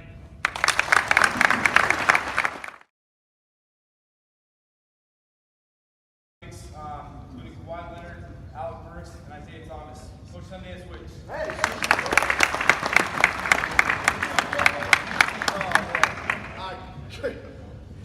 This has been an amazing amazing clinic. I've been here since 4 o'clock, and I wish I would have been here yesterday to see Coach Fox and everybody else. But 60 pages of notes already, and that's in my blood, because that's what Coach Meyer made us do. Take notes, pick up trash, say please and thank you. 60 pages of notes. You have no idea how fortunate you are to hear Coach Boone at Delta State, and I tell you this, it's humbling for me to be here. The last clinic I was at, these guys, the Foz, these guys do an amazing job. I was here with Jack Murphy and Greg McDermott the last time I was here. He's talking about bringing guys in for clinics. Just the type of knowledge you guys are able to get, who's ever made it this far, so kudos to you guys. But the humbling part of all this is, like, when this man, I'm not prophesizing your death here, Coach Boone, okay? But when this man dies, like, 6 generations of basketball encyclopedia knowledge will go with him, and it will go with him, but it'll be passed on to everybody that he's coached, because he's just like Coach Meyer. Like, he's just like Coach Meyer. When you follow this man on Twitter, he just gives, and it's like he says he misses Coach. Like, I will start crying because I miss Coach, and I see Coach through Coach. That's how this game's supposed to be. That's what it's meant. It's meant for this. Like, just give it. I remember Coach Meyer used to go to clinics, and he would give all the schools in our conference would come and watch his football coaching clinic, and he'd go through his 6 plays he had, the 1 play, just the top down play, and he'd go through it, and all these schools up there are writing the plays down. Like, we're gonna scout. We only ran like 6 or 7 plays, just like he talked about, and they'd all write it down. And Coach would go like, Dimitri, you think you're gonna stop it this year? We're just gonna be better at what we do than what you do. And that's what he did, just a top down to a big guy. So all this stuff comes down to keeping it simple and understanding that I don't know it all, I don't know crap. Like, the more I say here, take 60 pages of notes. One, I'm gonna start running Coach Bridland's transition, and I'm gonna start using pack line defense. So he talked about coming to clinical screwed up. I'm already screwed the fuck up right now. I'm 32 years old. I'm 188 days in my first head coaching job. I'm 38 years old and 188 days in my first head coaching job. I've only worked with my players for 42 days. 42 days. I am learning every single day how much I don't know. So raise your hand if you are actually taking over a program, you're a first-year head coach, or you're taking over a new program. Raise your hand. You're welcome to the club. All right. I empathize with you. I know where you're at. I know what you're feeling, and there isn't a lot. People ask you what happens when you move over to 6 inches from the assistant coach to becoming the head coach. There isn't a lot for me that changes, except every decision's final. Everything you do is final now. I was a master of suggestions the last couple of years. I'm like, I'm a fucking head coach, man. I'm a master of suggestions. Like, I thought everything I told my coach, I'm like, I don't understand why we're not doing this. Like, I got it figured out. And now I'm starting to realize how much I don't have it figured out. And I'm also starting to realize, like, right now, in the infancy of my coaching, is that schemes right now aren't that important to me. Like, offense, defense, like, everything looks exciting to me, but they're just not that important to me. Because when you're trying, if you can't get buy-in, if you can't create culture, if you can't get everybody on the same page, then I don't care what you're doing, it's not gonna work. I really believe that, more so than ever. And when you know, for me, just my example, I had a program that won 6 games, there were 6 to 23, or 6 to 24, and there were 7 to 23 in the last 2 years. There were a grand total of 13 games in the last 2 years. So what you do is you take over learned helplessness. You take over people that think they know what they're doing, they're like, they know what hard work is, this is what they view as hard work, or they've seen it on Twitter or Facebook or whatever, they've seen, like, that they think they have a clue. And every day you're fighting with them saying, this is not it. You don't understand, and they don't know what they don't know. So I try to pride myself in being relentlessly optimistic and over the top positive, but also putting my heels in the freaking ground. That's what I've had to do a lot more lately. Like, we're not gonna sacrifice it. And 2 things that when our change in culture, I want to talk about creating culture creation, and habit formation, and then if we do get into it, we'll get into some dribble drive concepts, adaptability of dribble drive, which is a lot like, you know, Bridgeland's concepts, where they're working with their team on trying to get to the paint and all this stuff. We'll get into that maybe. But culture creation and habit formation, I think we have to fight for our culture every single day. And as coaches, no matter if you're in your 80, if you're in day 42, 188, or you're 16, or you're 32, or 33 like Coach Boone, you are fighting for your culture every single day. And the day you don't fight for your culture is the day you'll take a step back in your culture. And so if your heels aren't in the ground about what you want to establish, and your foundation for what you do, man, you're gonna get ran over. You're gonna get ran over. So stick to your principles. And right now, I'll tell you, my two key things, because we haven't done a ton of teams, we're trying to, are two things I've been on, and you have to coach your personality, so be you, right? Be you. Are energy and accountability. Energy and accountability. Now raise your hand right now if you're still coaching energy every single day. Raise your hand if you're trying to get your players to play harder, coach energy every single day. It's not gonna stop. So Phil said it. I gotta spend like a car ride with Phil. It's like a taxi cab confessions with Phil. He drove me up here. I don't have a car here. Bob has left at the freaking hotel. And I've just been bumming rides around, right? So I got a ride with Phil up here. We spent like 1% of my day, 15 minutes in the car with Phil. And he's talking about if you don't own it, you can't teach it.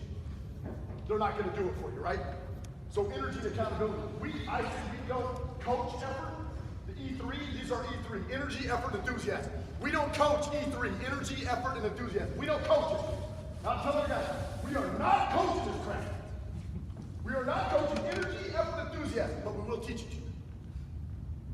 Well, I'm not going to spend every single day coaching energy, effort, enthusiasm. There's an Aerodyne bike right over there. If you like that more than energy, effort, enthusiasm, you can ride the Aerodyne bike. West Virginia, they set up to the treadmill. I'm sure you've seen that stuff. They set up to the treadmill, so we just go to the Aerodyne. That wrestler crap, the wrestlers do, and they pedal. Aerodynes are tough. We're just a champagne program with a beer budget, so we can't afford a freaking treadmill. So we get Aerodyne bikes. All right, so we're not going to coach it. So once we teach them what energy looks like, so that's me right now. So the hardest standard in our program right now is they look at me every single day like this crazy psychomaniac, high-functioning sociopath, right?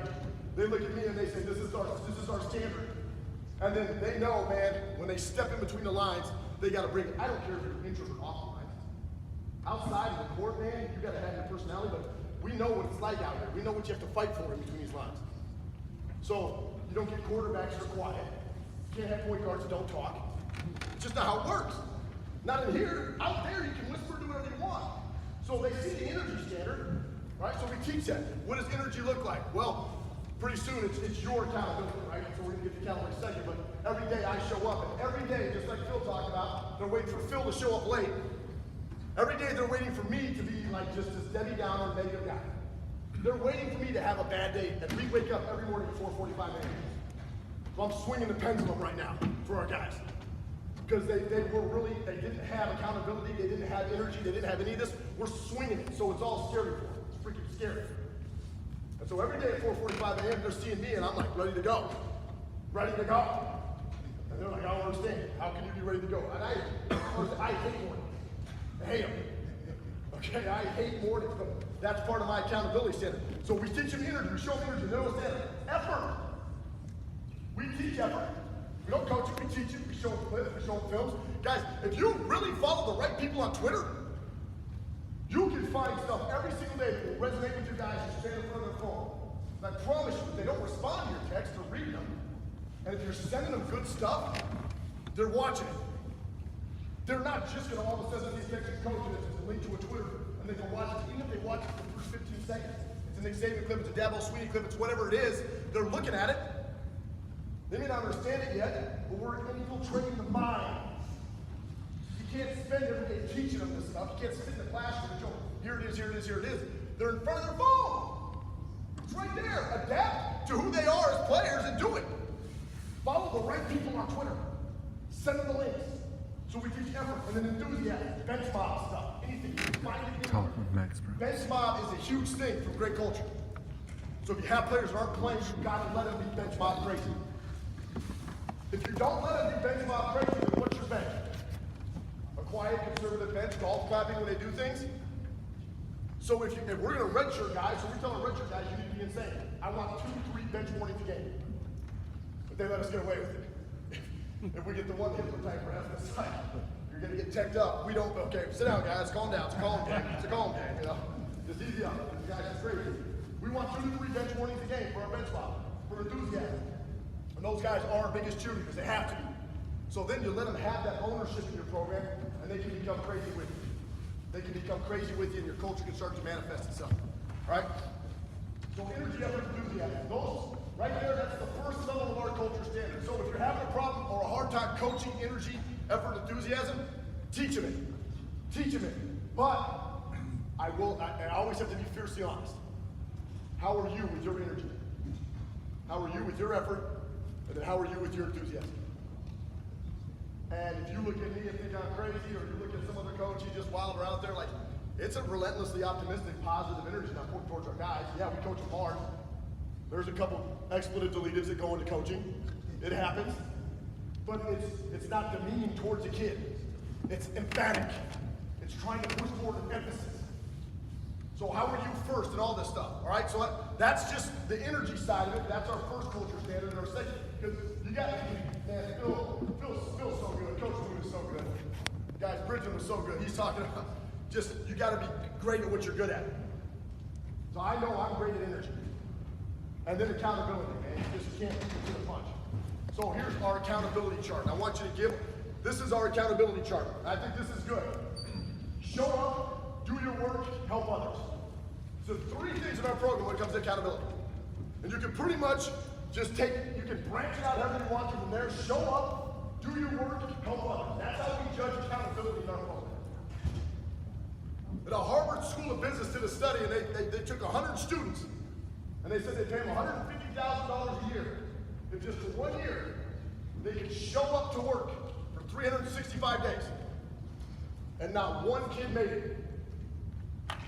$150,000 a year. If you just show up for 1 year straight, you're guaranteed that job. And not one kid made it out of 100 kids. Show up. Mentally, show up. Physically, show up. Spiritually, with the right spirit, I think we can do that for accountability. Just get there. Show up, and then we add this tag behind it. Early. Early. We start getting the habit of showing up early, all right? Then it becomes all of a sudden 5 minutes early turns into 10 minutes early, turns into 15 minutes early, turns into 30 minutes early, and now we got pre-practice. If we can't have pre-practice right now because our guys don't need to show up early, 5-10 minutes ahead, I'm fighting for that. I'm brutally honest with where we're at in our program. I'm fighting for that right now. But all of a sudden, we got 15 minutes ahead of schedule. Now we got 20. Now we got 30. Now we got pre-practice. Now pre-practice becomes culture. So culture creation is nothing more than habit formation. How are we forming habits? That's the biggest thing. So we got to show up. That's number 1. And show up early. 2, do your work. This is like, we're kind of right there right now. Guys are showing up and they're doing their work. We're doing their work. For them. Not for us. For them right now. It's pretty selfish work. We're showing up, they're doing their work. Right? If they're trying to figure out how to be, we like to tag this right, be your own captain. So under do your work is be your own captain. And that's what we're trying to tag right now. Everybody together, be your own captain, show up and do their work. Lead yourself, man, lead yourself, lead yourself, lead yourself. Be accountable for you first, because you can't help anybody else until you help yourself. Can't help anybody else until you help yourself. And then lastly, help others. So now we get to the whole, this is the big cornerstone of our program, servant leadership. We want to serve, help others. But once again, you cannot help others until you help yourself. So if you can't do your work, if you can't lead you, then you can't lead anybody else. So just knowing where you're at with it. It's so easy to measure our program and how we're progressing based on those 3 accountability standards. Showing up, doing your work, and helping others. And then we implement a lot of community service. We have to get 170 community service hours as a team. That's in the preseason, that's in the course of the year. That's my 1 community goal from my athletic director. You give me a community goal, you give me a classroom goal. We have 3 seasons, community classroom competition. You give me a community goal, 170 community service hours, right? Second one, classroom goal, you got a 3.1 GPA, that's MIAA average, get a 3.1 GPA. Okay, great. And then he brought me in and he said, you know, for your competition goal, we're just not gonna give you one this year. I said, fuck. You know, that's fuck. Like, really? Like, I don't have, you're not giving me a competitive goal? So that, as a competitor, it stings you because you want an expectation from your boss or superior guy, and he tells you right now, he says, we don't have a competitive goal for you. That's where our program has been. That they literally have 0 competitive goals for us as a new staff. That doesn't have to be my goal. I flipped it, brought our team in, told them, you guys don't have a competitive goal this year. That's what our athletic director said. Now, this is after about 5 weeks. They're starting to feel a little bit of the change, and they're starting to say, nah, man, we want that. We want a competitive goal. I said, well, what do you want? And they're like, we want to win the natty. And I was like, we're not having a fucking competitive goal. Dumb right now. Okay. That's where we're at. So I can feel nanny, right? Like driving a freaking Honda and I want a Rolls Royce. Can't get it. So it's just understanding where we're at with this stuff. So just helping others is a big mentality here because we have to come along together. We talk about leading up. You know, we have this culture guy that he comes and talks to our athletic department, Kevin DeShazo. He's really good. If you want to follow Kevin DeShazo on Twitter, he's big on this culture stuff. And I think he has good stuff. He talks about calling up, not calling out, fine, right? It's just a balance to all this stuff. Calling up, lead up. Don't really be too hard on them, but you have to have leadership that calls guys out sometimes. If it's not your standard, you call them out because kids are master at hiding. They're masters at hiding today. They're unbelievable. They're the best manipulators and hiders in the world. And it's not a knock, it's just they've been taught, they've been trained in what they're going through right now, how to hide. They know how to hide from their best. It's a phrase we use in our program, don't hide your best from us. Don't hide your best from us. So if you want to call somebody up, tell them don't hide your best from me right now. You got more to give, don't hide your best. Because they'll sit behind the guy and not go into a drill because they're afraid of failure. So we're talking about not hiding your best, but right now as coaches, we have to find their best. So Phil talked about the 25 keys to know a player and relationships. So don't hide your best, but find their best. You got to be able to find their best, what it is, how to pull it out of them first. And then only then, when you find their best, can you make them change their best. Can you help them change their best?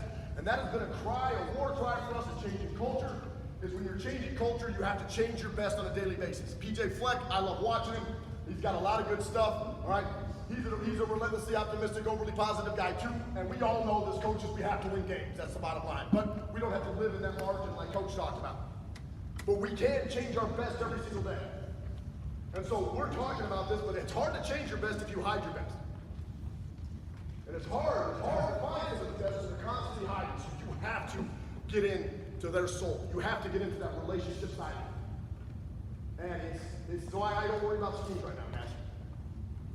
And if you're trying to, until you can get a kid's heart, till you can capture his heart, you capture the heart of your team, it's hard to scheme. It's hard to scheme. Because it's sad to say, but they got to believe in you before they believe in it. That's it. That's the secret, right? That's the myth of all this. They have to believe in you and what you do every single day and how you believe before they believe in it. And whatever it is culture. It is this mythical beast. They got to believe in you before they believe in it. And if you aren't it, it ain't going to happen. And this is where I have to have this self-awareness right now, because if failure is not an option, then neither is success. Bottom line. If failure is not an option, if losing games, if getting fired is not an option, then neither is success. Because if you're guaranteed to win, I don't know where you're at. Candyland? I don't know if it's guaranteed doves. I want to go to that heaven. I want to live in that Elysium, the guaranteed doves Elysium. All right? If failure is not an option, neither is success. So know that, balance it, and then find out that if you're not living it, guys, I can tell you a ton of stories about where I've been as an assistant coach, being fired from Division I programs, where all those things are important in life, just so you can understand who you actually are. Every single step of your journey is not to compare to somebody else's, but it's to find your best you and put you in a spot to be a leader or a mentor to the kids or guys or girls that you're coaching. And if you really take that seriously, it doesn't matter if you're 62 or 38 or 24. Honestly, it doesn't matter. If you're about it, you're about it. And you're starting to see all these coaches come around.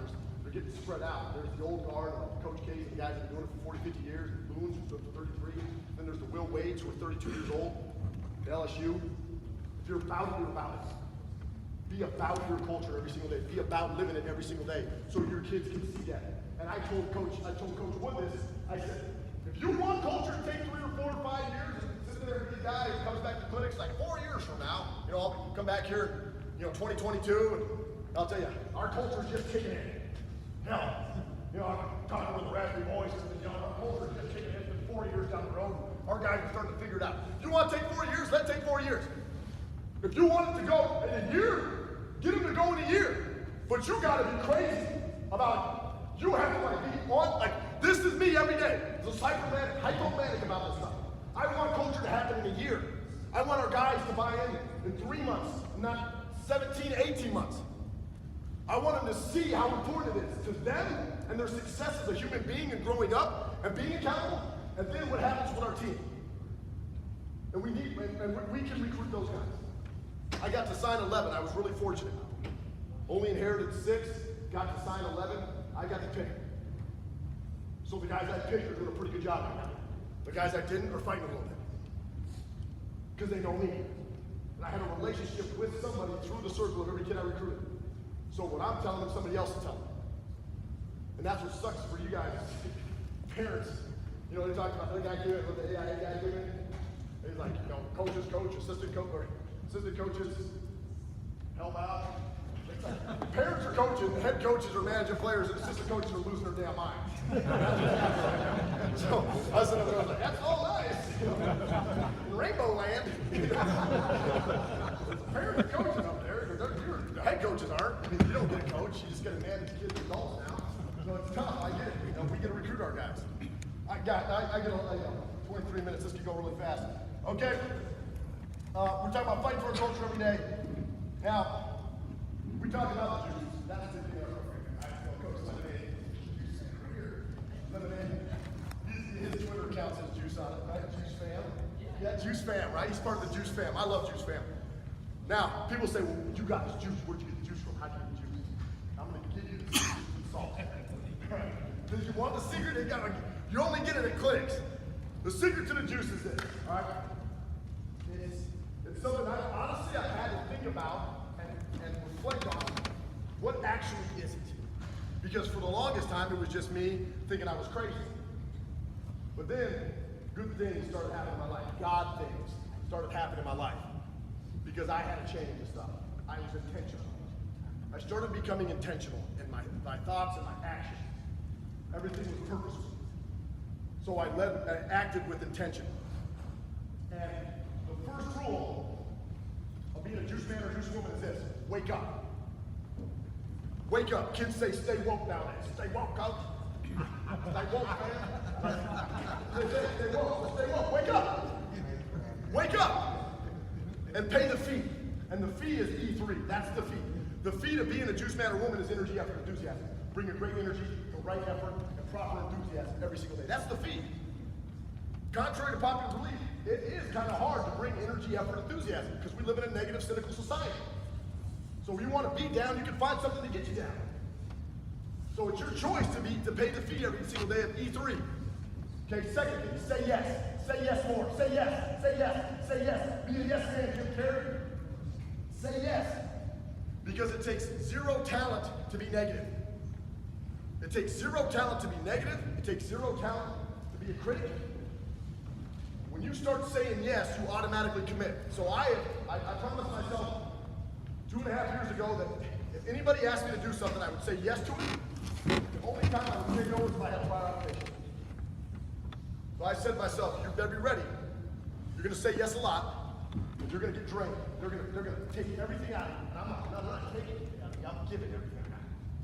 I'll give you every single thing I got, every single day, to empty the tank. You're here right now. You're the last of the day. Empty the tank. We go till the end of the day. Till your head hits the pillow. Say yes. Watch doors open up. Watch your commitment level increase. And when your commitment level increases, your players will see your commitment level increase to all the things you said yes about. And then all these glorious, crazy things manifest because you said yes. You say no, man. You drop that negative bomb in your body. It's off. No. No. You tell your kids they want to play with you. No. I don't got time. I'm tired. Papa wants a beer. You know? No. Just watch that bomb go off. All right, so 2 is say yes more. 3, go to war with yourself. Here's where the battle begins. One of you juice fans, go to war with yourself. Hashtag NDD, no down days. You're gonna have to go to war with yourself. Because you are gonna have bad days. Every human being on this planet has bad days, and you are allowed to have bad days. Mom's gonna die, grandma's gonna pass away, dog's gonna be ran over, kid's gonna swing her tongue. You know, it's gonna mess up your entire calendar. You're gonna have bad days, but you are not allowed to show it. You can't be defeated. Who gave you the right to be a negative energy vampire and ruin somebody else's day because you had a bad one? Who gave you the right? I mean, it's your choice.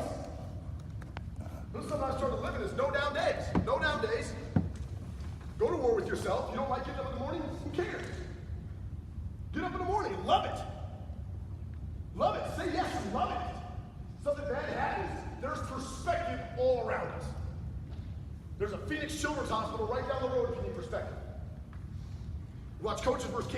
Cancer, Champions for Cancer. There's perspective all around us. I guarantee you there's people that got a lot worse than what we got going on. So, you want to go to war with yourself every single day. You're going to fight negative thoughts. You're going to want to have a bad day. You're not allowed to have a bad day. Not if you want to be authentic in it. You're not allowed. So don't show it. Don't have it. Tell our players, no defeated faces. I don't want to see defeated faces. It's not that bad. You ran a suicide, it's not that bad. No defeated faces. And then lastly, take no credit. Now, how do you want to give credit? Give credit. Take no credit. Because once all these good, positive things start happening in your life, or your program, or your family, or whatever happens, you're going to want to pump your chest and go, Juice Man did it! Juice Man did it! Juice Man, yeah! Juice, come get the juice! Right? And that's what happens. They're going to want to take the credit. I just say to God be the glory. That's my hashtag. I hashtag everything just to stay healthy. So, TGTBG or whatever, hashtag to God be the glory. That's the hashtag. That's who I give credit to. I believe God gave me gratuitous amounts of energy. If I don't use it, He's going to take it away. So that's what I put on my shoulders. I believe it. So because I believe it, that's what I believe. I believe He gave me amazing energy. I'm going to use it every single day to the best of my ability. Now we can also use our gifts for weaknesses too. Our strength is our weakness. So I got to be really careful with how I use my energy sometimes. All right? We all fight battles. We all have demons. It's real. That's real talk. It's not just all sunshine and gumballs up here. Gets a little twisted sometimes. All right? It's reality. Especially in the business that we're in, and you're thinking about kids a lot, and sometimes you have these thoughts like you're not good enough, you're not doing enough, it's not going to work out. All right? I mean, every time I get up to give a speech, I literally think about failing right before it happens. It's a real thought, and you've got to crush it. You got to say, screw it. It's not how it works. So that's the rules of the juice fan. All right? You got 4 of them. If you want to use them, great. If you don't, great. But people ask me all the time, where do you get this juice? It's intentional. It's intentional juice. So if your goal is to make somebody's day a better day, then you will probably do that when they encounter you. Because if that's your intentional goal, is to give you this uplift and to provide somebody with some positivity, go for it. I say all this understanding that this is how our program is trying to change culture. It just needs energy, it needs love, it needs accountability, it needs juice. For our guys to understand how to do anything on the floor, that's what it needs. Are you guys up and loose or are you sleeping over there? Yeah. I gave you a warning like 5 minutes ago. I told you to stay up. I'm ready. All right, let's go. Get out of here. Okay, now, I'm just going to switch gears real quick so we can get into this. That's the culture. That's the culture creation, habit formation. All right? Dribble drive motion. My assistant coach, Will Martin, was a manager in Kentucky. He ran dribble drive. I don't like to call it dribble drive. I like to call it downhill drive. Downhill drive motion. Because anybody can dribble, not everybody can go downhill. All right, so downhill drive motion. He's honestly mentored me and taught me on this. It's been great. 10,000 steps. Okay. It's right there. I think that's been since he stood up. Oh, that's been since he stood up. Okay. Now, Oh, man. as we're talking about this, pace, and patience. Pace and patience. Pace and patience. And flow. Pace, patience, and flow. So we try to keep it pretty simple with our guys. We're not very smart yet. And I said, well, Coach, how did you become the dribble drive guy? Because Don Meyer was a typical motion guy who runs wide pin down, screens, back range, reads, couple screens, cross screens, all that stuff, American play. All reading screens. That's my upbringing. That's who I am. So then we go straight to dribble drive because I inherited a team with a lot of guys who dribble. Not a lot of guys who can shoot or read screens. And the philosophy is I don't make the players fit the system, I fit the system to the players. I had to assess and evaluate what we had and what can we do. And how can we create something, and I believe this because it's fun and exciting. It's a fun way and exciting way. But we are adapting it to who we are and who I am. And everyone's, Vance Wahlberg dribble drive or downhill drive motion is different. This is ours. So right here could be a ball right here. Ball's this line right here. Got one more guy want to come up? Come on, Elvis. Yeah. Oh, you don't need the ball. Come on here. Come on this line. Ball's on this line. Ball's on this line. good ball. I like that one. So, we're talking about pace, pace is flow. Okay, we'll try to get through as much content as we can quickly. We like our spacing right here. We call this the slot. Stay up there right in that corner. Slot. This is called the float. Down there in the corner, that corner, he was called the fence. And then we got the alley, right? Slot, float, alley. The first thing we're going to work on is just simple concepts. And I won't do as much breakdown yet because I'd love to teach breakdown. I want to see some whole part whole. We're going to work on our pitch action. We want to start with the pitch action. Some people who do dribble drive don't want to start with the pitch action. We want it. What you're going to do is you're going to attack downhill like you're going to the rack. Your first goal in your mind is to think rack attack, rack attack, rack attack. So you are going to attack hard with the rack like you're going down the slot. And the last thing, boom, you're just going to cross over real quick right here. And you're going to get to the nail. As that happens here, you're going to come cracking back behind him. All right? Walk through a little bit. Boom. Okay, he gets to the nail. Freeze. You are going as he's going, right? So it's not this late. You are going as he's going. He is going to do what's called a positive pitch. This is a negative pitch. If he pitches right here, boom, that's a negative pitch. We want a positive pitch, which means he's going to get hip to hip and pitch back. Good. So now he can just go right downhill and rack it. Positive pitch versus negative pitch. That's a key part because if you negative pitch, you are going to get interceptions, tips. You're going to turn the ball over the top of the key because this is a dangerous place. So we're going to rep this a lot. So let's just go attack, boom, rack it. Attack and rack it.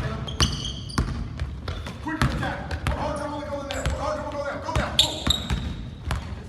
Okay, now, whoa. One hard dribble up. He did the bulldog. You can bulldog if you want to. Boom. Crossover. Attack here. Quick pitch. And we got to go down. Attack off the ass. We say attack off the ass. Here we go. Attack off the ass. Okay, now, freeze, slow ups. I don't want you to be like this. Trainer cone drills. Trainer cone drills right here.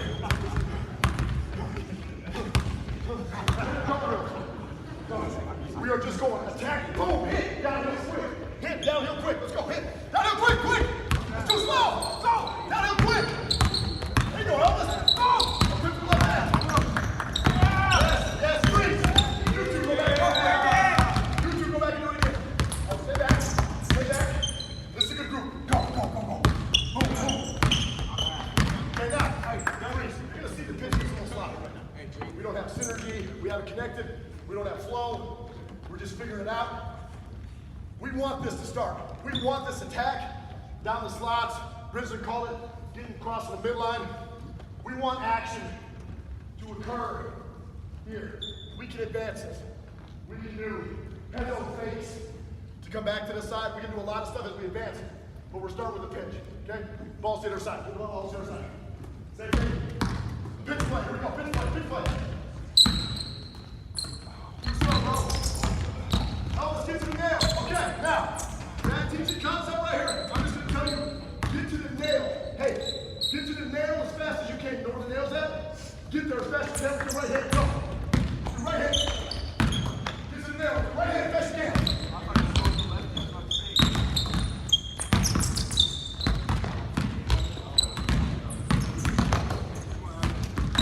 Get to the nail.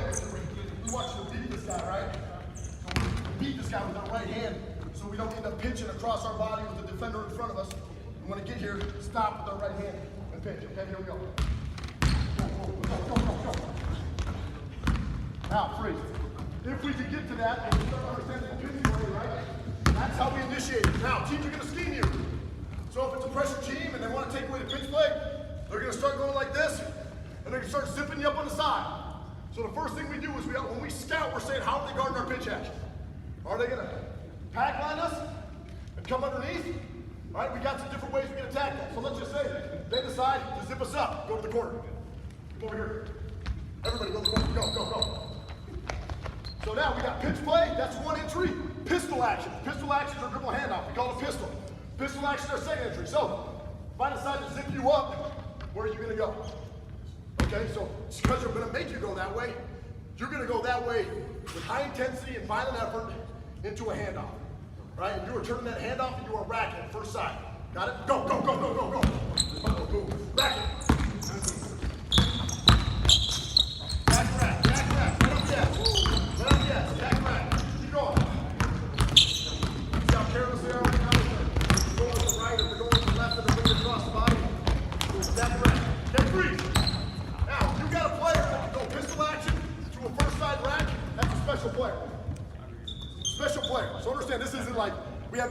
defense out here, if you got a guy who can go pistol action, take that ball, attack right off the ass, punch the gap, and get to a first side rack, that is a dude. It's a fella. And we call them fellas, that's a fella. If you got somebody that can do that, it's a special player up from pistol action to a first side rack. Okay? That's one way to get into it. Come back up here to the top. Okay? Get my 2 slots, get my 2 slots. You guys keep rolling that line.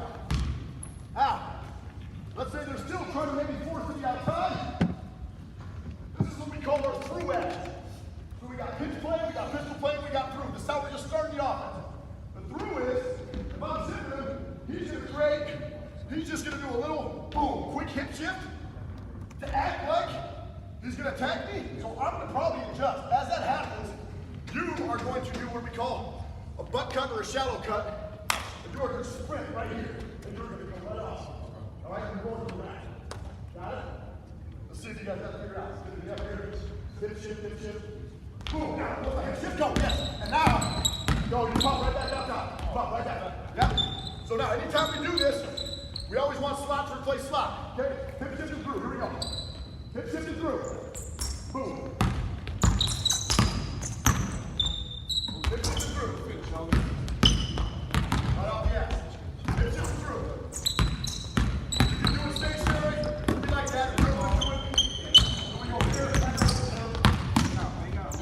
boom. Yep. Hands up. Got nothing in the screen. Key on this. The shallow cut. If you put your hands up, and go like this. In our league, it's called freedom of movement. If you're cutting, you have to have freedom of movement. If you're short, you're cutting, hip shift. Boom, hey, hey, hey. And I come here, and I come right back up. All I'm trying to do is create a little distraction. If you got a really good guard, and you don't want to do the pitch play, you don't have to do the pitch play. We'll put our 2 MFers up here. We'll put our 2 MFers up here, and we'll tell everybody else, play dead in the Western. If that's what you got, that's what you got. You have 5 cards stuck, play dead in the Western. We'll put everybody back here in the alleys and slow down. Let's get corners, the corners. Go. 5 out, 5 out. 2 corners, 1 out. Get out of that right here. Doesn't matter who it is. Okay, up there in the slot. You got slot? Okay. You don't need them all. So now you see the space. We got 2 dudes that can play. It's no different than what Bridget was talking about. We're king in the middle third of the floor. We want all the action here. So we got our through action. If we got to do the beast, can't stop, we just tell him make a play. Make a play. So now we're going to initiate the flow. I need you in that corner, bro. You stay there. Yep. So we talked about pistol action as an entry, pitch action as an entry, through is a way to get into it. Now let's implement this. Rack is always the first and most important thing. Rack attack, rack attack, rack attack. Build the mentality. Here's what you're going to have to live with. In dribble drive, this is our philosophy, money ball. Money ball. Brad Pitt, seen it? All right, we don't want to replace Xiaomi. We want to get 3 guys to replace Xiaomi's number. Our thing is on base percentage. On base percentage for us is free throws and layups. Free throws, fouls, and layups. If we are attacking and constantly attacking and have an aggressive rack mentality, we will draw more fouls because of hand checks, and we'll get to the free throw line or the bonus quicker for dumb fouls. If we get to the free throw line and the bonus quicker, that's our on base percentage. That means we got on base without a hit. We walked or we got hit by pitch. That's our OBP. So that's how we think about this.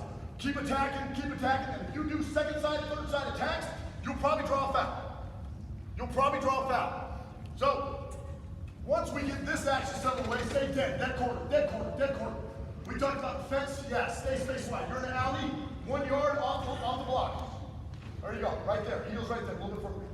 Right there, boom, perfect. All this is about spacing. They said earlier, offensive spacing is offense. Now, let's create a pitch action. Go ahead. No, pitch action. I want you to do a pitch. Yeah, I want you to do a pitch. You're going to dribble with your right hand, Robert, right? You go right. Crossover, go right. Boom. Pitch action. Okay, hit, freeze. Now, stop right here. This is the drop box. Now, those of you know this is the drop box. Our option is, if they do a good job, let's say we're playing a pack line team, which pretty much a pack line team should do a great job of stopping this, and we should be stuck right here. Now, you got shooters in the flow. Anytime this guy attacks you, you're immediately circling up. Go. He's circling under, okay? You space back up to the top. That's what you do. You pitch and you go right back up to the slot. There you go. Freeze right there. Stay right there. High. You're down here in the block. Okay? Float has 2 reads. This is where we take the guesswork out of it all. 2 reads. If it's a paddling guy, he's here. Lift. Lift. Boom. Hit it. Okay, you shoot it? Shoot it. Okay. Okay. Alright. A long night with the pack liners, they're not getting there, right? I love it. I love it. So, need you to shoot it. Now let's go ahead. I'm playing a denial team. I'm playing a denial team. I'm up here. What's your read? Boom. Yes. Back door. Only 2 options. That's it. You lift or you dive. Okay? You lift or you dive. We don't do any of this. Come for a handoff. None of this. Not right now. All right, let's go. Run it. Go to a flow. Okay, back up. Come top. Let's see the action. Come work in the hole. Get right there. Get right there. Slot. Okay. Now we're going. Pitch. Drop box. Left lift. Pitch. Drop box. Lift. All right, here we go. Okay, now let's do this again. So, dudes, you gotta have some oomph going downhill, right? So you are coming. Once you get this ball, bro, it is catching it. Boom! Here, and I can't get there, so I stop. Then I got it. You gotta go, bro. Let's go. Let's go. Let's go. Let's go.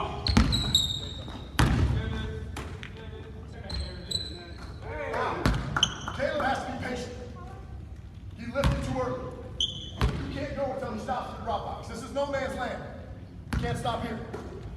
Destroy spacing. Here. All right? Now start high and wide. This is the pitch action. This is the time where we go. Go, go, go, go, go, go. Go, go! Hit. Okay, bad pass, bad catch. All right, now. Let's go dive. Let's go dive.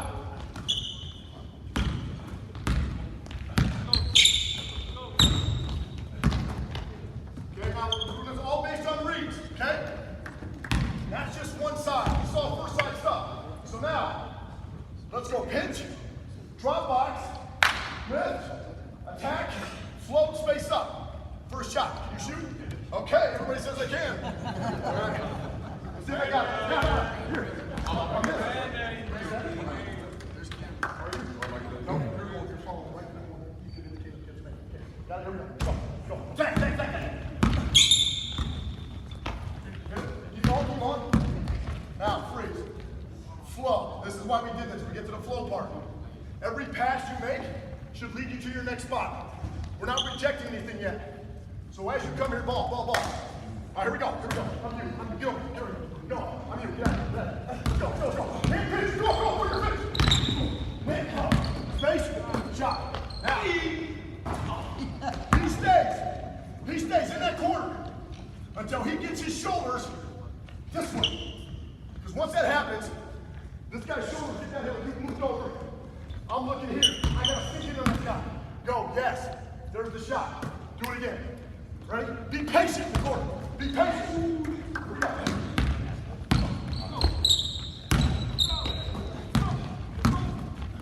Did you go too early? Did you go too early? So our timing's off. That's why you're not making a shot. Rhythm. Flow. I'm not talking. I'm setting you up here. Now, you got a pitch, bro. Your pitch is slow as shit. Pitch. Let's go. Go. Pitch. Stop. Do it again. Do it again. Do it slow, man. Look at all this. It's just bro. Come on. Come on. We're just bros. We're just bros. Pitch.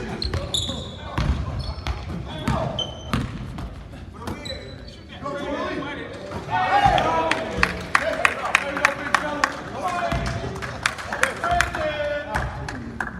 This is all basic shit. You guys are really good. Contrary to what Phil said, he's full of shit. All right? Phil is building you guys down.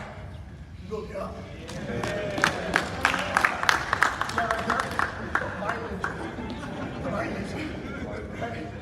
All right, so let's say we're having trouble getting reversals.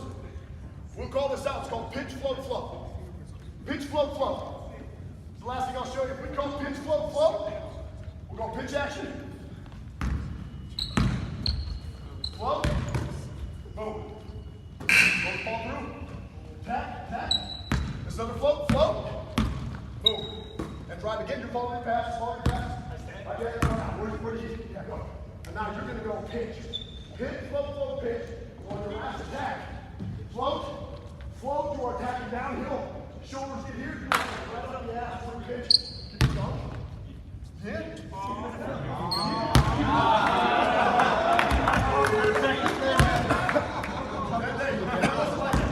That wasn't like a confident one. That was like a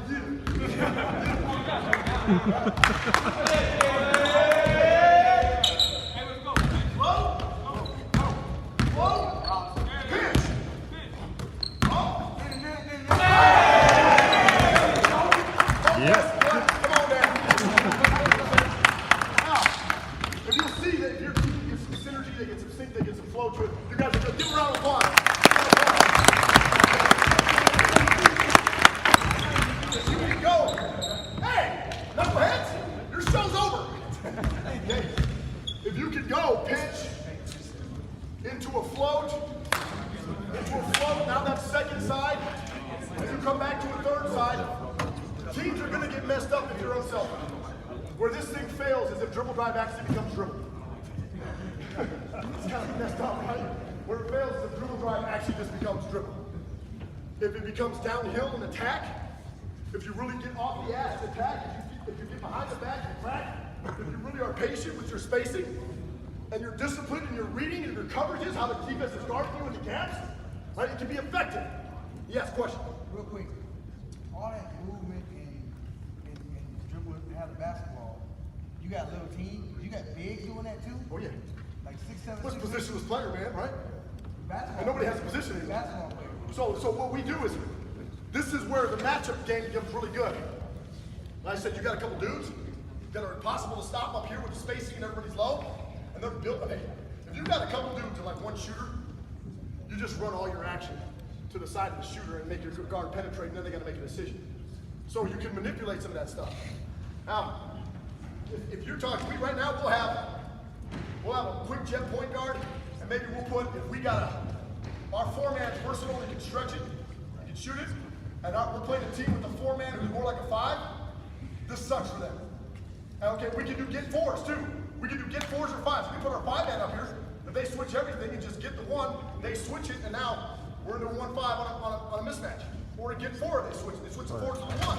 They can't guard our one in the slot if they put their four-man on.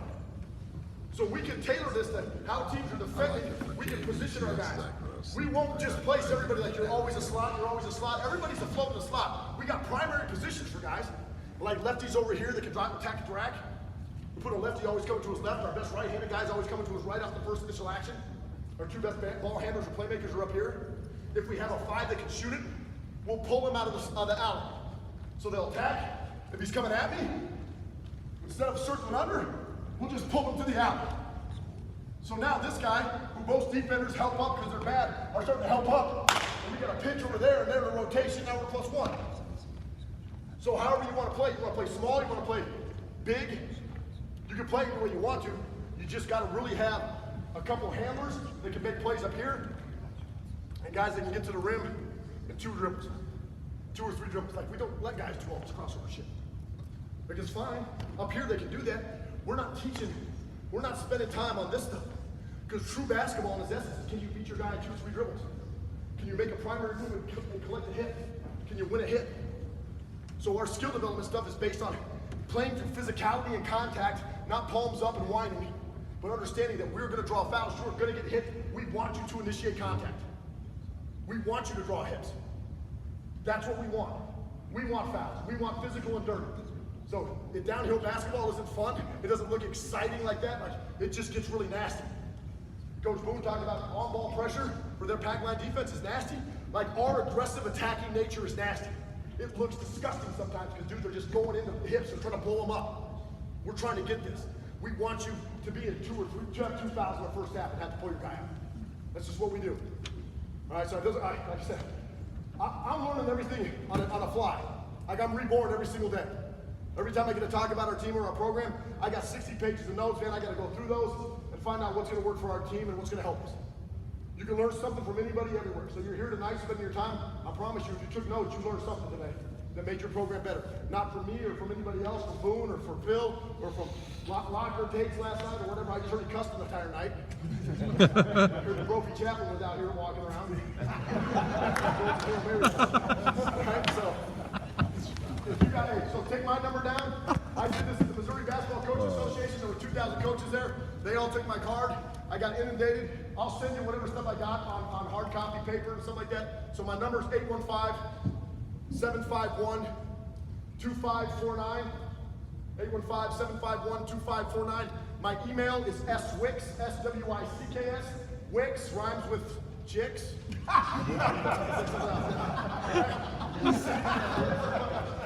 swicks, S-W-I-C-K-S, at MissouriWestern.edu.